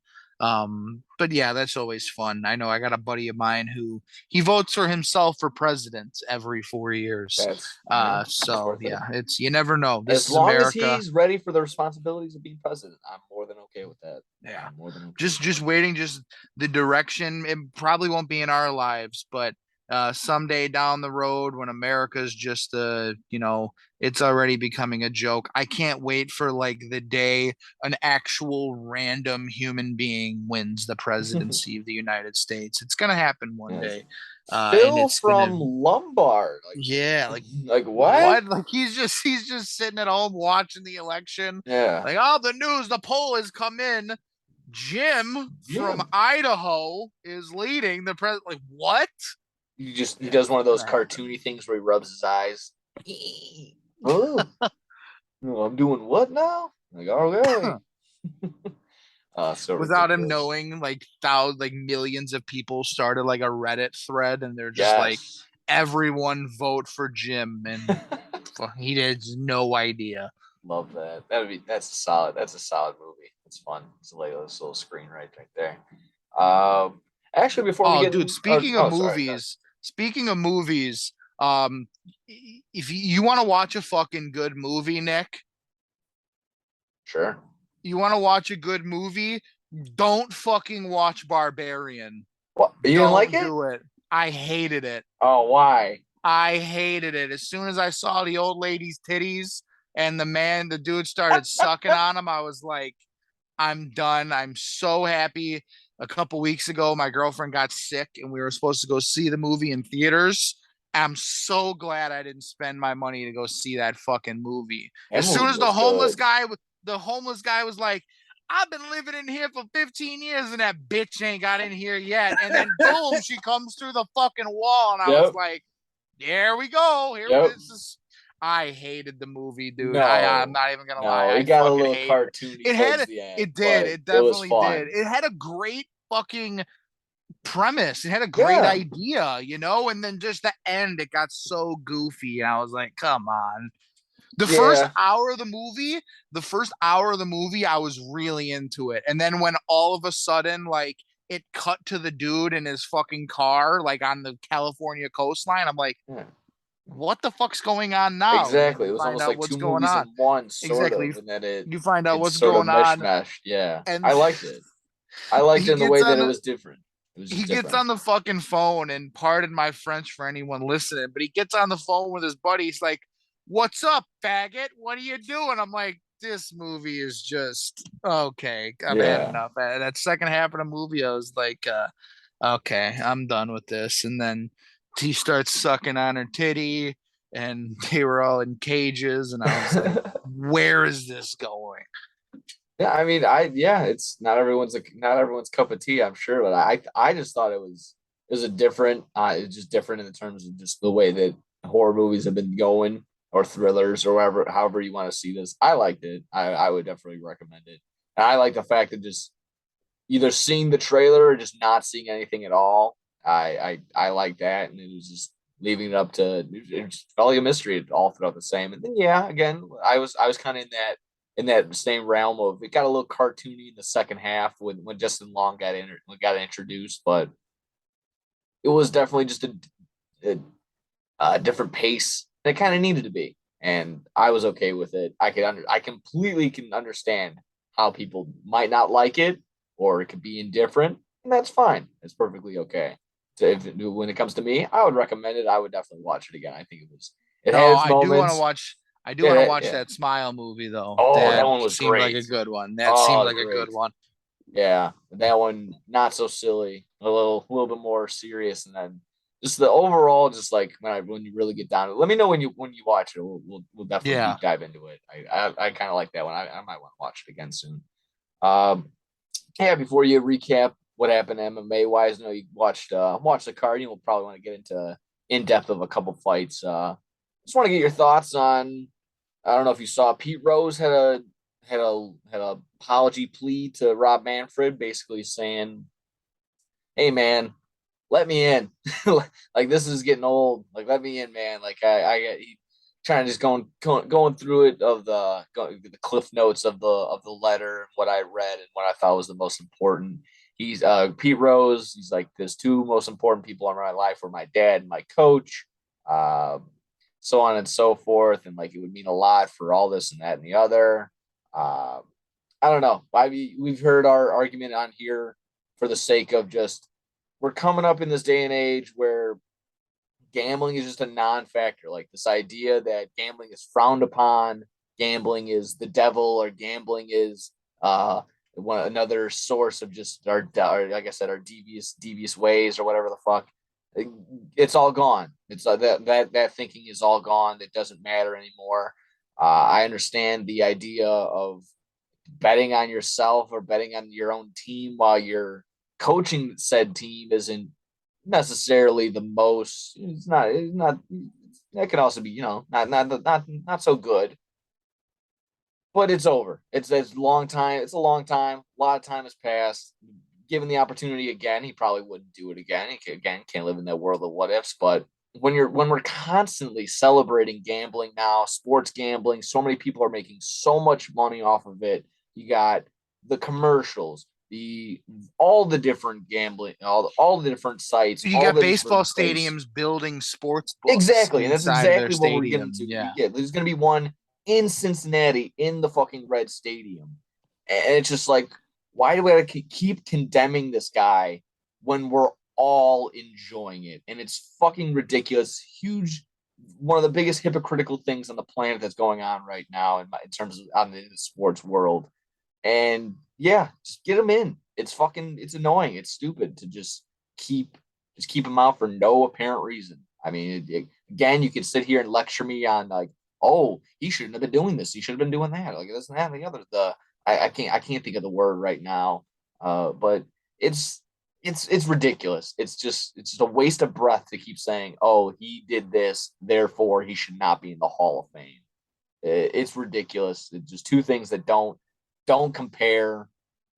Just yeah, it's a bad taste in my mouth. Again, just summing up my thoughts. Put him in there. He should have been there a long time ago. Any Yeah, thoughts on he this? definitely should have been. He's in my opinion, the greatest hitter in the history of baseball, him or Ted Williams. You can Yeah, Ted Williams and uh what's his name? Ted Gwynn. What's his fucking Tony Gwynn. first name? Tony Gwynn. I was gonna say Yeah, Ted. Tony Gwynn. Like there's an argument between those three as the greatest hitter they in just baseball I just saw history. something on Twitter with Ted Williams. It was he had MVP or it was Oh, I seen 1941. that too. Yeah, MVP, Triple Crown, World War II, World War II, World War II, Triple Crown MVP. Like what the fuck? Yeah, like Nobody can do that. That's that's the incredible, greatest baseball player of all time right there. hands down. Survived fucking Hitler and batted 400. Like, come on, that's impressive. So in terms of the Pete roasting, we've talked about this plenty of times. I like that he actually, in any circumstance, not just this, any sort of disagreement, argument, whatever, between anybody, someone has to be the one to extend that arm and be the one who's go out there and, initiate these talks of, I'm sorry, initiate these talks of just, just really that initiate this whole process, and we could even learn from this in real life. I mean, uh, someone has to extend that fucking branch and say I'm sorry, or whether it was the other side. The MLB would probably never do that, but it just shows how much it actually means to Pete Rose. He's getting up there in age. You see him all the time on broadcast, especially during the playoffs. They have him there alongside A Rod and Frank Thomas. I know there's that famous clip going around of him teaching, when Pete Rose is teaching A Rod and Frank Thomas new things about hitting that they didn't know, it just shows how the fucking caliber of player that Pete Rose was. So the fact that he reached out speaks a lot, means a lot, shows how much it actually means to him. And I hope the MLB and baseball and Rob Manfred actually do something right for once and get Pete Rose in there before it's too late, before the guy fucking dies, Yeah, before, 20, 30 years go by and he's long gone. And we wouldn't, I say we, all baseball fans, I think most of them will agree he belongs in there. But, especially for Reds fans. I mean, the Reds, they're one of the oldest franchises out there. They got a lot of fans. They're passionate and rightfully so because for, years there, the Reds were one of the greatest fucking teams led by Pete Rose. So get him in there before it's too late, and it'll be an amazing day for baseball. It really will absolutely. be whenever that day happens. Yeah. Worst comes to worst, he always has the WWE Hall of Fame ring. That's the only thing you can say. Uh, yeah, if you wanted to get into it, you could talk some UFC 281. I had nothing really from it other than I love seeing the Step Brothers style, the two guys that punched each other and they both went down. So I thought that was Oh, probably the highlight of that. For me, I think that probably helped in the prelims. But I know you watched the main card. Huge upset, kind of. I think Izzy was definitely the heavy favorite, especially when I was looking at the live betting odds. He was minus 1,700, and sure enough, a couple really? yeah, yeah, Where? on DraftKings, yeah. Wow, when did you do that? Because I right before the fight started, he was like minus 250 or something like so that. so I was I had minus 1,700. I wasn't gonna take it, but I had saw that live odds probably in the beginning of the fourth round. Okay, okay. So yeah, live odds there definitely because I was gonna say going into the fight, I think he Yeah. was like minus 225, 250, somewhere in that Might have been range. the end of the third round, beginning of the fourth round, and then Yeah. I like jokingly I like, oh, I'll just put all my money that I have in there, and like I'm like, oh, I only would make a profit of $5. Ah, that's okay. We'll do something else like that the other day. And sure enough, Yeah. I come back. Oh, what an upset! Izzy Adesanya's down. Oh shit! I'm like, oh fuck! I'm glad I didn't fucking hit submit. I would have been pissed. Yeah. So But yeah, obviously, yeah, that was a stunning upset there in the fifth round by Alex Pereira. Uh, yeah, Izzy fought a great fight. I would say the first round probably went to Pereira, and then Izzy easily took two, three, and four. And then that fifth round, I really don't know what it was. I don't know if he got sloppy. I don't know if he got tired. I don't think it was him getting tired. He definitely, or if it was just him just abandoning his game plan, but he was going backwards. He was keeping his hands down. He put his back up against the fence, and he even did it a couple times throughout the first four rounds, but sort of got away from it and got out of Pereira's way when he started throwing those heavy shots. And just that fifth round, Izzy looked very sloppy. He kept backing up against the fence, taking these big shots, and Pereira hit him with a big left that fucking rocked him. And then yeah, a lot of people called it a bad stoppage. I don't think it was a bad stoppage at all. Izzy wasn't defending himself. He was standing there. He had his hands down. He was getting fucking pieced up, and I mean, you got to defend yourself. You got to get out of that situation. And Izzy wasn't doing that. So, don't know what was going on there. Just a sloppy fifth round by Izzy. And yeah, Pereira, we got fucking and new middleweight champion. Only his fifth fight in the US, or not even in the UFC. I think that's only like his fifth.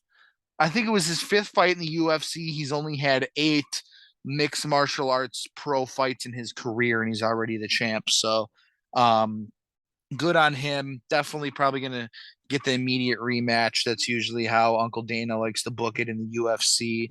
mhm. I mean, if Izzy comes out and he actually fights a full 5 rounds, I think he easily gets that belt back. If he comes out and he fights sloppy like he did, I don't know if he was overlooking Pereira. I hope he wasn't because obviously the storyline going into this fight was Alex Pereira is the only guy to ever knock out Izzy, and that was really the whole promotion going back to their kickboxing days. We saw that clip of Pereira just fucking putting Izzy to sleep. So I don't think he was overlooking him. Just got to fight a full 25-minute fight, and I think Izzy actually easily gets that belt back. So That was a fucking that was a big upset there. Like I said, and new middleweight champ Alex Pereira. As far as the rest of the fights, I only watched Can I two other really quick fights. just on the terms of Yeah, the go idea of for the it. stoppage?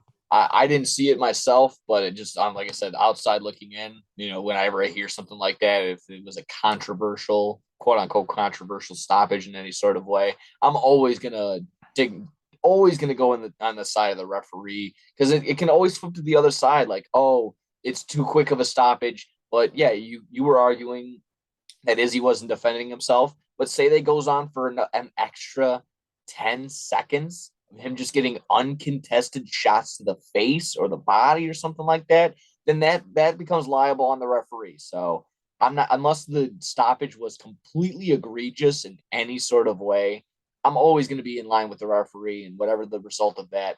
So be it. So I'm not I don't think anybody should really have any sort of quarrel with this stoppage. Yeah, 100%. He wasn't defending himself. He was getting there. Pereira was landing fucking bombs, and I have absolutely no problem with the stoppage. Yeah. It's you notice the people that do have the problem with it, they're all diehard Izzy fans. They're guys who probably had money on the fucking fight, had Izzy as a lock in a parlay or something like that. Any true fan, not you don't even have to be a fucking true fan. Any fan that was watching that fight that didn't have an interest on Izzy could easily sit there and say, yeah, he was getting fucked up and it was a good stoppage. So the ref, I forgot who it was, Mark Goddard, I want to say was the ref of that head fight or the main event. Did his job perfectly and stopped that Good. fight before Izzy got seriously hurt because Alex Pereira, I know they're middleweights and they came in at 185. Um, Alex Pereira probably weighed 220 pounds in that fight Saturday night. Like Damn. he fucking blew up after weigh-ins, and you can just tell by watching the fight that there was a significant size difference between those two. And with the size difference comes a fucking power difference. And Pereira's no joke. He was sitting there, he was tagging Izzy all fight, and Izzy was getting out of those sticky situations when he had his cage or back up against the cage. But that fifth round, that left hook stunned him, and good night, Jim Kite. It was fucking over after that. So looking forward to that rematch. I think Izzy gets that belt back.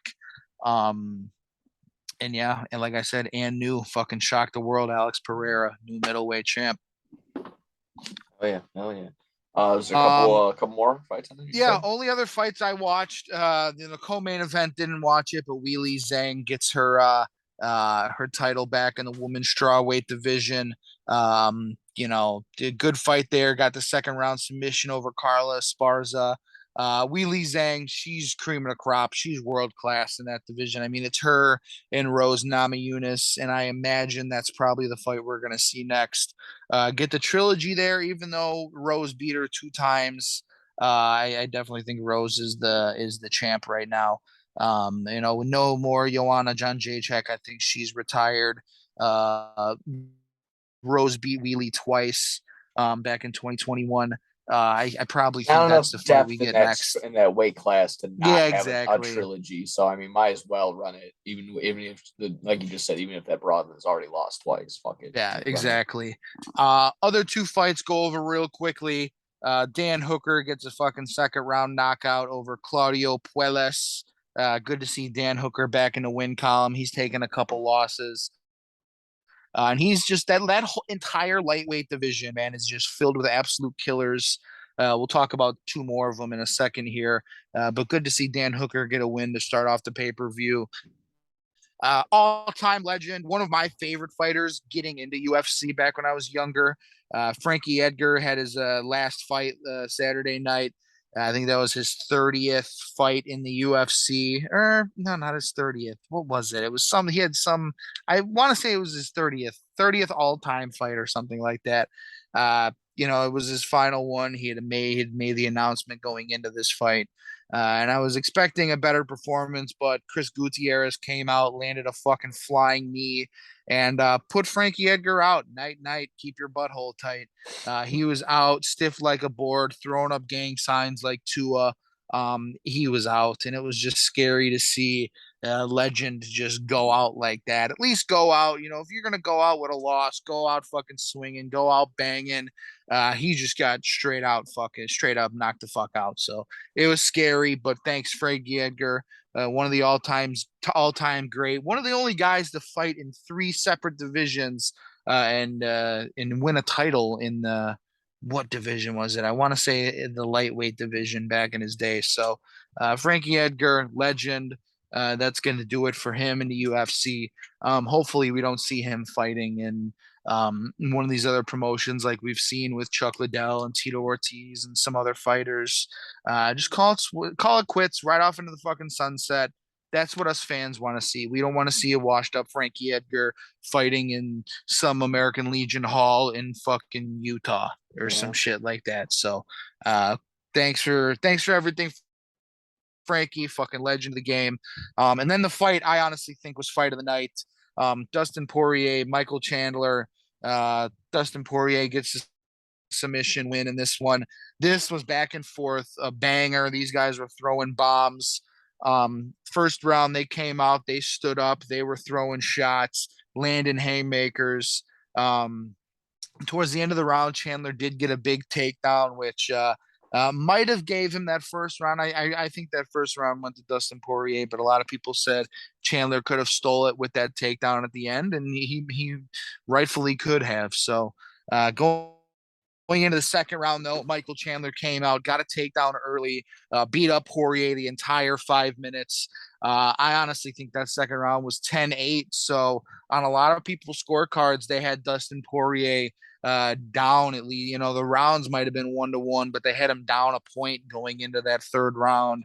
And Dustin the Diamond Poirier, you know what they say about diamonds? Fucking diamonds caused from pressure, whatever the fuck the saying is. I'm not no math magician, but you know what the saying is, Pressure sort of. causes Just diamonds. exactly diamonds, pressure, whatever the fuck. And The diamonds are diamond dust forever. Diamond, isn't that a fucking James Bond movie or something? I love James Bond. You hear he's gonna be black now. I think that's cool. Instead of coming out with the silencer, bring out a fucking Glock or something like that. I think that'd be awesome. Oh, but I have met But a Dust, hooker named Diamond. So wow, that's no, I'm over just on kidding. Manheim, probably by the McDonald's. But Have a good Diamond, day on. Dustin Poirier came out, got it, landed a fucking big shot. Chandler took him down to the ground, got a fucking choke in. Uh, another big win in that lightweight division, man. Both I love this lightweight division, and I also hate it at the same time because you got guys like Poirier. Uh, I was gonna say Michael Chiesa. He's a bum. He's not even in this division. You got Poirier. You got Chandler. You got Justin Gaethje. That's the guy I'm thinking of. You got guys like Dan Hooker. You got Tony Ferguson. He's a fucking banger. Even Nate Diaz, Conor McGregor. But it's so unfortunate. That's why I love it, because you got all these big name guys like that. Even Charles Oliveira. What I hate about it, none of these guys are ever going to touch Islam Makhachev. Like, he will be the next GOAT of MMA when it's all said and done, because Dustin's already lost to him. Or Dustin lost to fucking Charles Oliveira in dramatic fashion, and Charles Oliveira lost to Islam a couple weeks ago like nothing. Islam didn't break a fucking sweat. So I love watching these lightweight fights in this division. It's so competitive, but unfortunately, they're all fighting at the same time. Islam Makhachev is, and he's the next fucking Khabib. So I imagine Dustin Poirier after this win, he'll get a title shot against Islam. He'll get choked out in the first round, and we'll see. These contender fights just go on and on and on for years until Islam either retires early or someone fucking beats him later down the line. I don't know who, but yeah, all in all, this is a fun card. 281. I don't know when the next fucking big card is coming up. 282. I think that's Yuri Prohashka, Glover Teixeira in December. Patty the Batty Pimblett. Robbie Lawler's on that one. We got Jan Blachowicz in the light heavyweight division. So it might be a decent card there. Might have to fucking stream that one illegally. Sorry, Uncle Dana, not paying for that card. But all in all, yeah, 281 was fun. We got a new champion. Oh, we got two new champions actually with the women. So It was a fun card. A lot of people complained about that main event, early stoppage. Stop. It was not an early stoppage. Izzy was getting pounded. Yeah, absolutely. Yeah, the only thing I would take away from that is just weird by the UFC writers to make just to bury Frankie Edgar like that. He says it's going to be his last match, and he's like, all right, well, you're going to go out knocked out. Oh man, it's a brutal look. Obviously, no, obviously it's Yeah. fake. It's just for my Yeah, wrestling he mind. got So I just fucked want, up. yeah, no, that's always a shame to hear. Obviously, like you said, you want to go out, you want to go out banging, you want to go out swinging around. Maybe not win necessarily. You don't have to, but just yeah, just to go out, fucking probably like you said, it was doing one of those things where you're trying not to swallow your own tongue. You got fucking hit so hard. So yeah, just it's a tough look. It's a tough one overall. Like you said, it's not like a pretty decent card. And yeah, I was getting the UFC notifications on the Sports Center. It seemed like all this it just all ending before the rounds were nothing really seemed like Yeah, it went to decision. I think they said there were like 7 or 8 fights the entire night that ended in the first round. So Wow. a lot of these fights were ending early. Yeah, every single time I was seeing like, oh, ended in and second round TKO, third round submission, second round knockout. I was like, holy fuck, flying through this card tonight. Maybe they won't be done by midnight or whatever. But yeah, that was like I said, pretty good card, pretty decent highlights. And like I said, my favorite was just the two guys that punched each other and they both fell to the ground. So that was fun to watch too. If you had anything else in UFC, I'll check in on a couple of these wrestling news and yeah, just run through all of them. Who cares? We'll get into it. You good on that? Yeah. Oh, Yeah, for it sounds sure, good for to me. sure. All righty. Getting into some wrestling. We'll wrap up this bad boy real quick. CM Punk back on MMA commentary. Is this positive or negative for him going to AEW? I don't know. And you know what? At this point, I'm kind of in the realm of I kind of just don't care.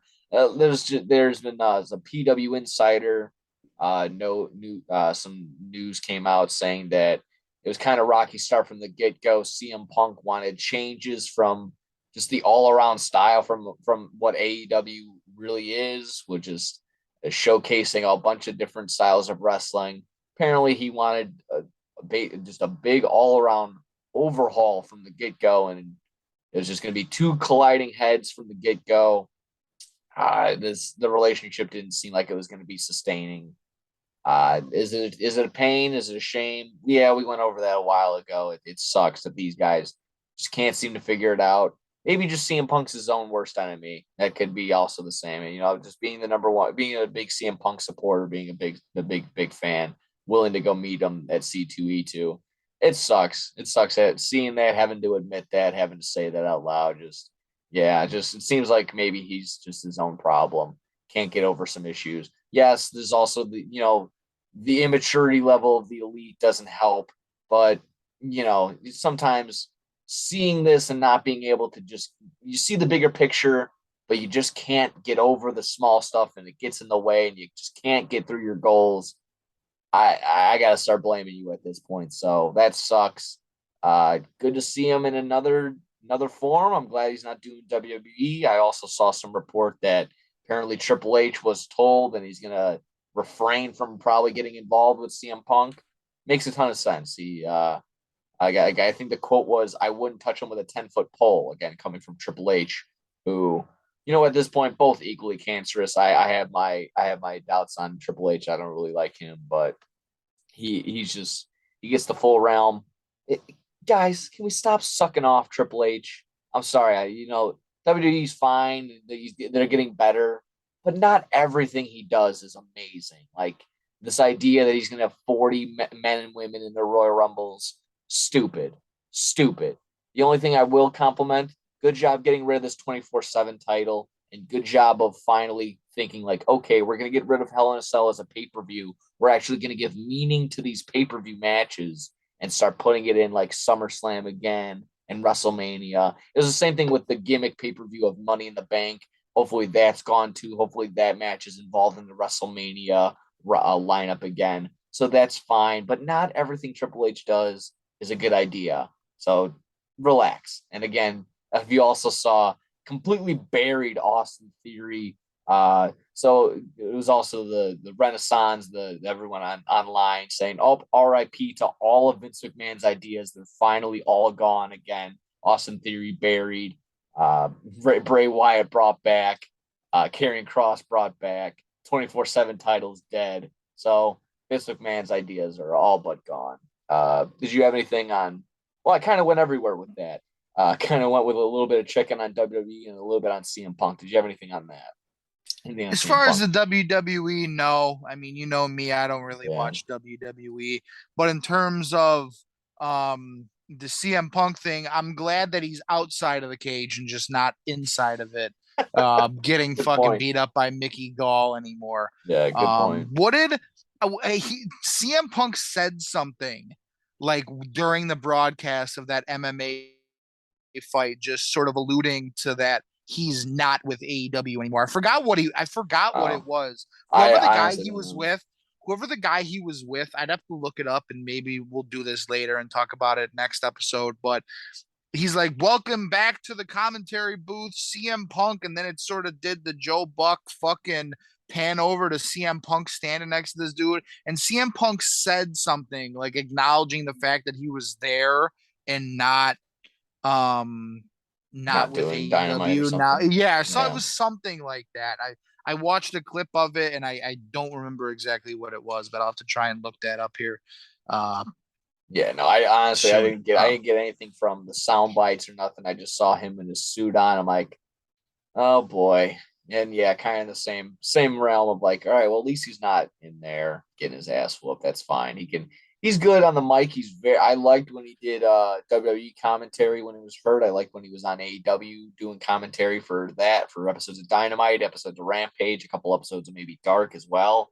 But yeah, he's good storyteller. He's one of the best promos. We always used to talk about that every time he was actually there and active. But boy, yeah, how the ship has sailed, how the mighty have fallen. It could have been such a great passing of the torch from CM Punk to MJF. But I think we'll just see that coming up with Full Gear. We'll see MJF get that win over John Moxley. I think that'll be the figured okay, pass torching so moment. Go ahead. Yeah. while you were talking here, I'm gonna play the audio clip for you. It's about 17 seconds long. Sure. This guy introduces him, and you could just listen to what CM Punk says here.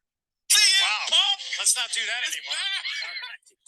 So great to have you, man. Great lineup of fights, but it's always a little bit different when we got CM Punk in the building. I'm happy to be here. I've missed you. I've missed everybody watching at home. I've missed the fights. Tonight, I'm not going to do that. We're on UFC Fight Pass. So that's what he said. He's like, tonight I'm not gonna do that. Sort of acknowledging the backstage fight that he Yeah. had with the Elite. So that's what it was. I knew he said Okay. something smart like that. Yeah. No, wouldn't put it But no, past you're him. definitely right. CM Punk could fucking commentate fucking grass growing and people would listen to him because he's that damn good on the Yeah. microphone. So commentating, he might not be the greatest fighter ever, but he's definitely passionate about MMA. He says he always has been. So hell, you put a fucking microphone in that guy's hand and he's passionate about it, he's gonna thrive. He's definitely Yeah. gonna fucking do good. I've never heard of CFFC, whatever that fighting promotion is, but hell, I might have to tune into it just to hear CM Punk talk about it a little bit Yeah. because, like you said, he's one of the best ever on a microphone. Any sport, any walk of life, that man on a microphone is entertaining. Yeah, a lot of people probably in that same boat. They're like, "Fuck it, I'll start tuning in. Maybe they'll boost their ratings just for that reason." Maybe a guy that he'll be calling a match. CM Punk will be calling his match sometime soon. Maybe in the cage, maybe in the boxing ring.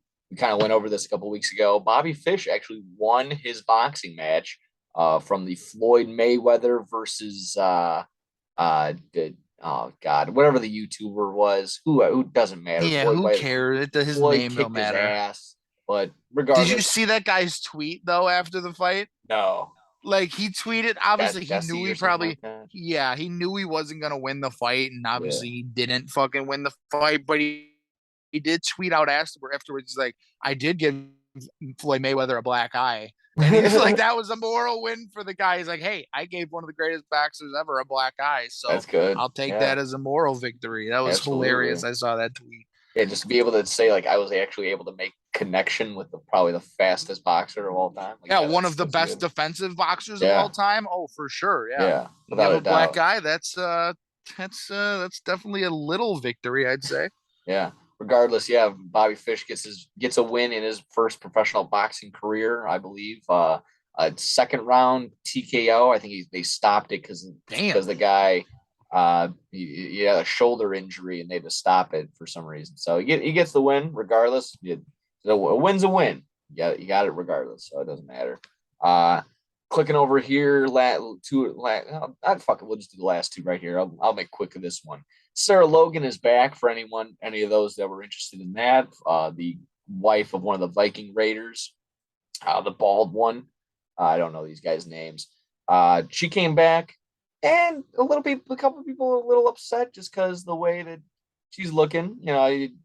Just because she's stealing a gimmick from an indie wrestler. Don't know the woman's name off the top of my head. Just because I'm in this, my argument was just going to be this. Who cares?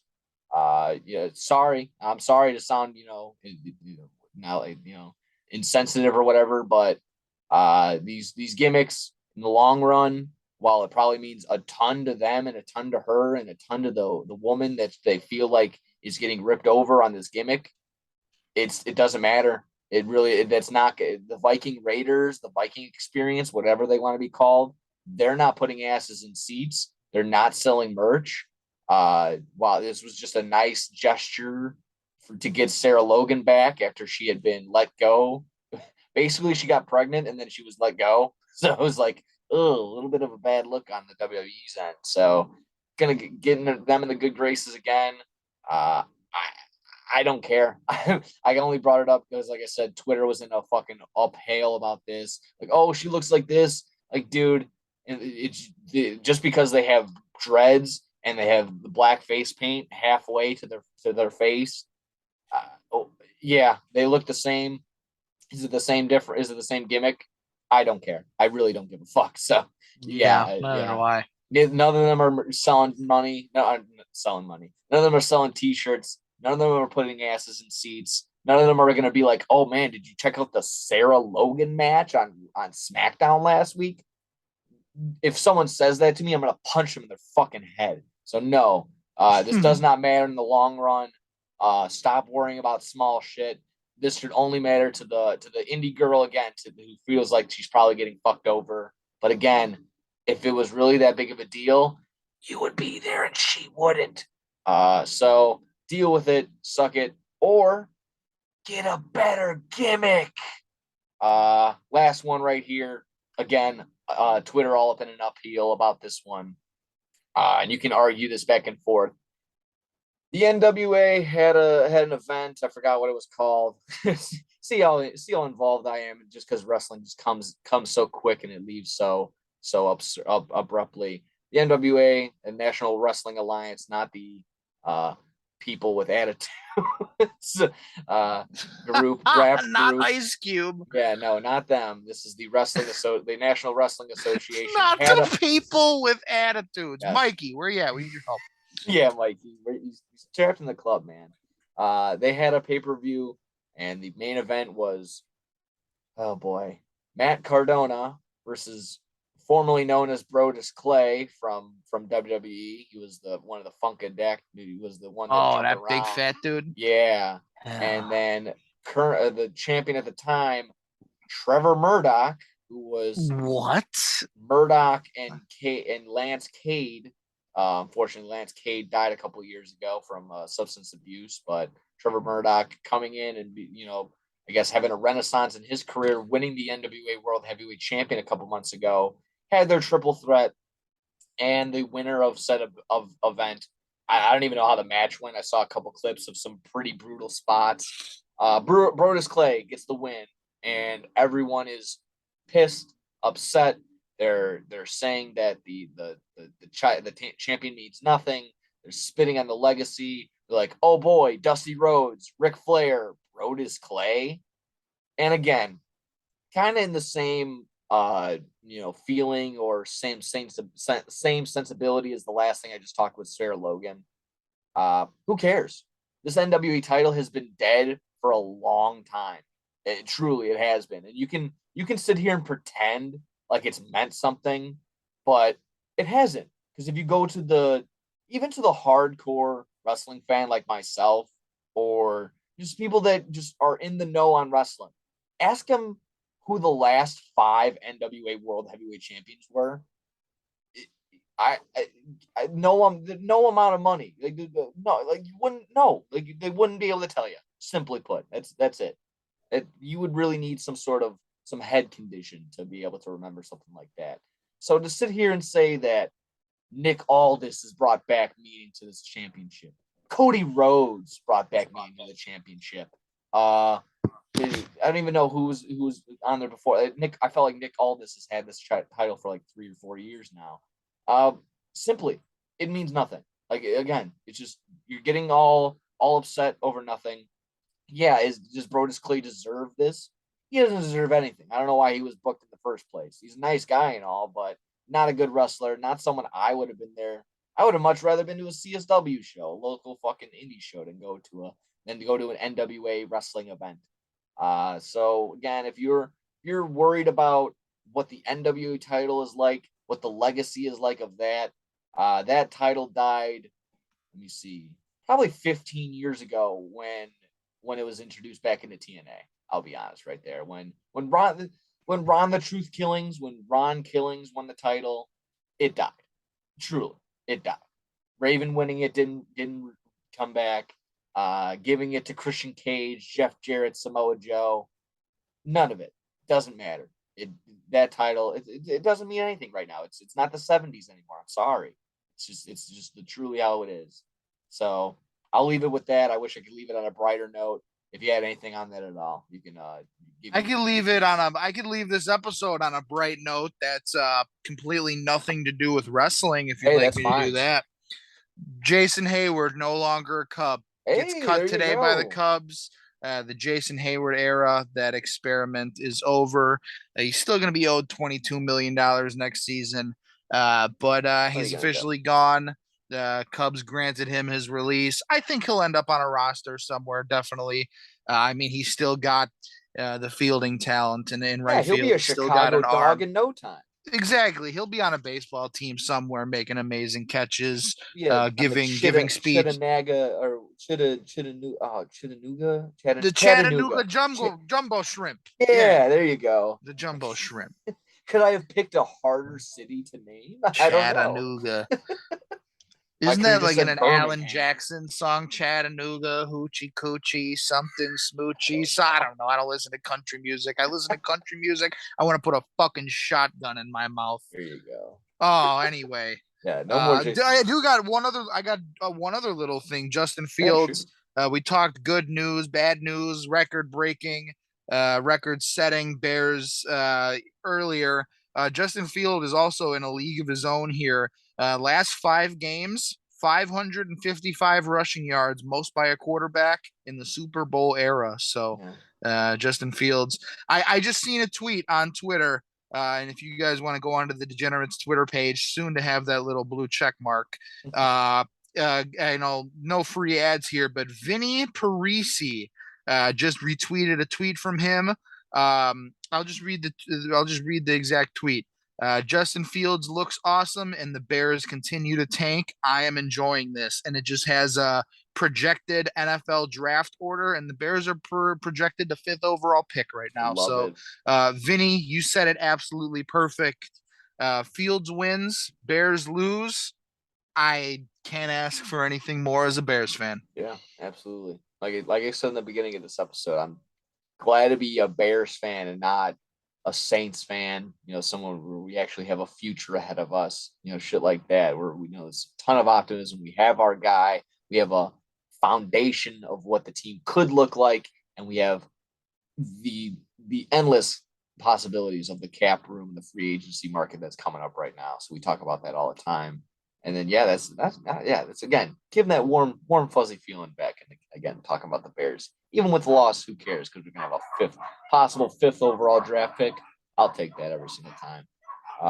With that, if you're all set, you can wrap it up as my dogs fucking bark up a storm and I can't really hear anything. We can sign on out of here. Episode 138 in the books. Obviously 139 on Wednesday. We'll be getting into Bears Falcons. But yeah, this was fun. Recapping week 10, getting in everything that we did, wrestling and all that. And yeah, thanks And again even to everybody. next episode Wednesday, we got fucking AEW Full Gear next there this Oh yeah, upcoming that's weekend. right. So That's definitely right. got to look into those matches as well because Yes. I know we're all getting together Saturday night. Can't fucking wait. MJF.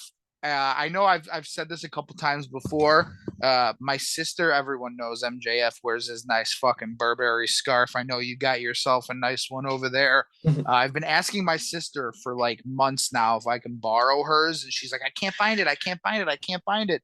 And she just moved recently and was going through all of her old clothes, and she found it. So I Yeah, know there you you and I are going to go. be rocking that fucking scarf on Oh yeah. Saturday night, Oh and yeah. new champion of the world, MJF. Yeah, we'll preview though. Preview Full Gear. We'll preview everything that is week 11. As always, thank you, Troy, for tuning in. Always being a part of that. Alan, take your notes. Pay attention. As Hopefully, always, Alan else started fucking Cole Komet he did this week not. when Our we told buddy, him to I last know, week. our buddy Sebastian did. He Unbelievable. scooped him up. He doesn't have. He had to drop. He had to get rid of Waller for the time That's a being. good move though. Unfortunately. Fuck Waller, he's a bum anyway. Yeah, yeah. So yeah, until next time, again, thanks for liking, sharing, subscribing, sharing us all around. Again, all the little the hearts and all that stuff, the likes. It's fun. It's nice to see that the comments and stuff. It just takes 2 seconds, and I really appreciate it. So again, code SYS9 on PointsBet. Sign up if you're 21 and older, and all that fun stuff. Until next time, take it easy. We'll see ya. Yep. See you guys on Wednesday.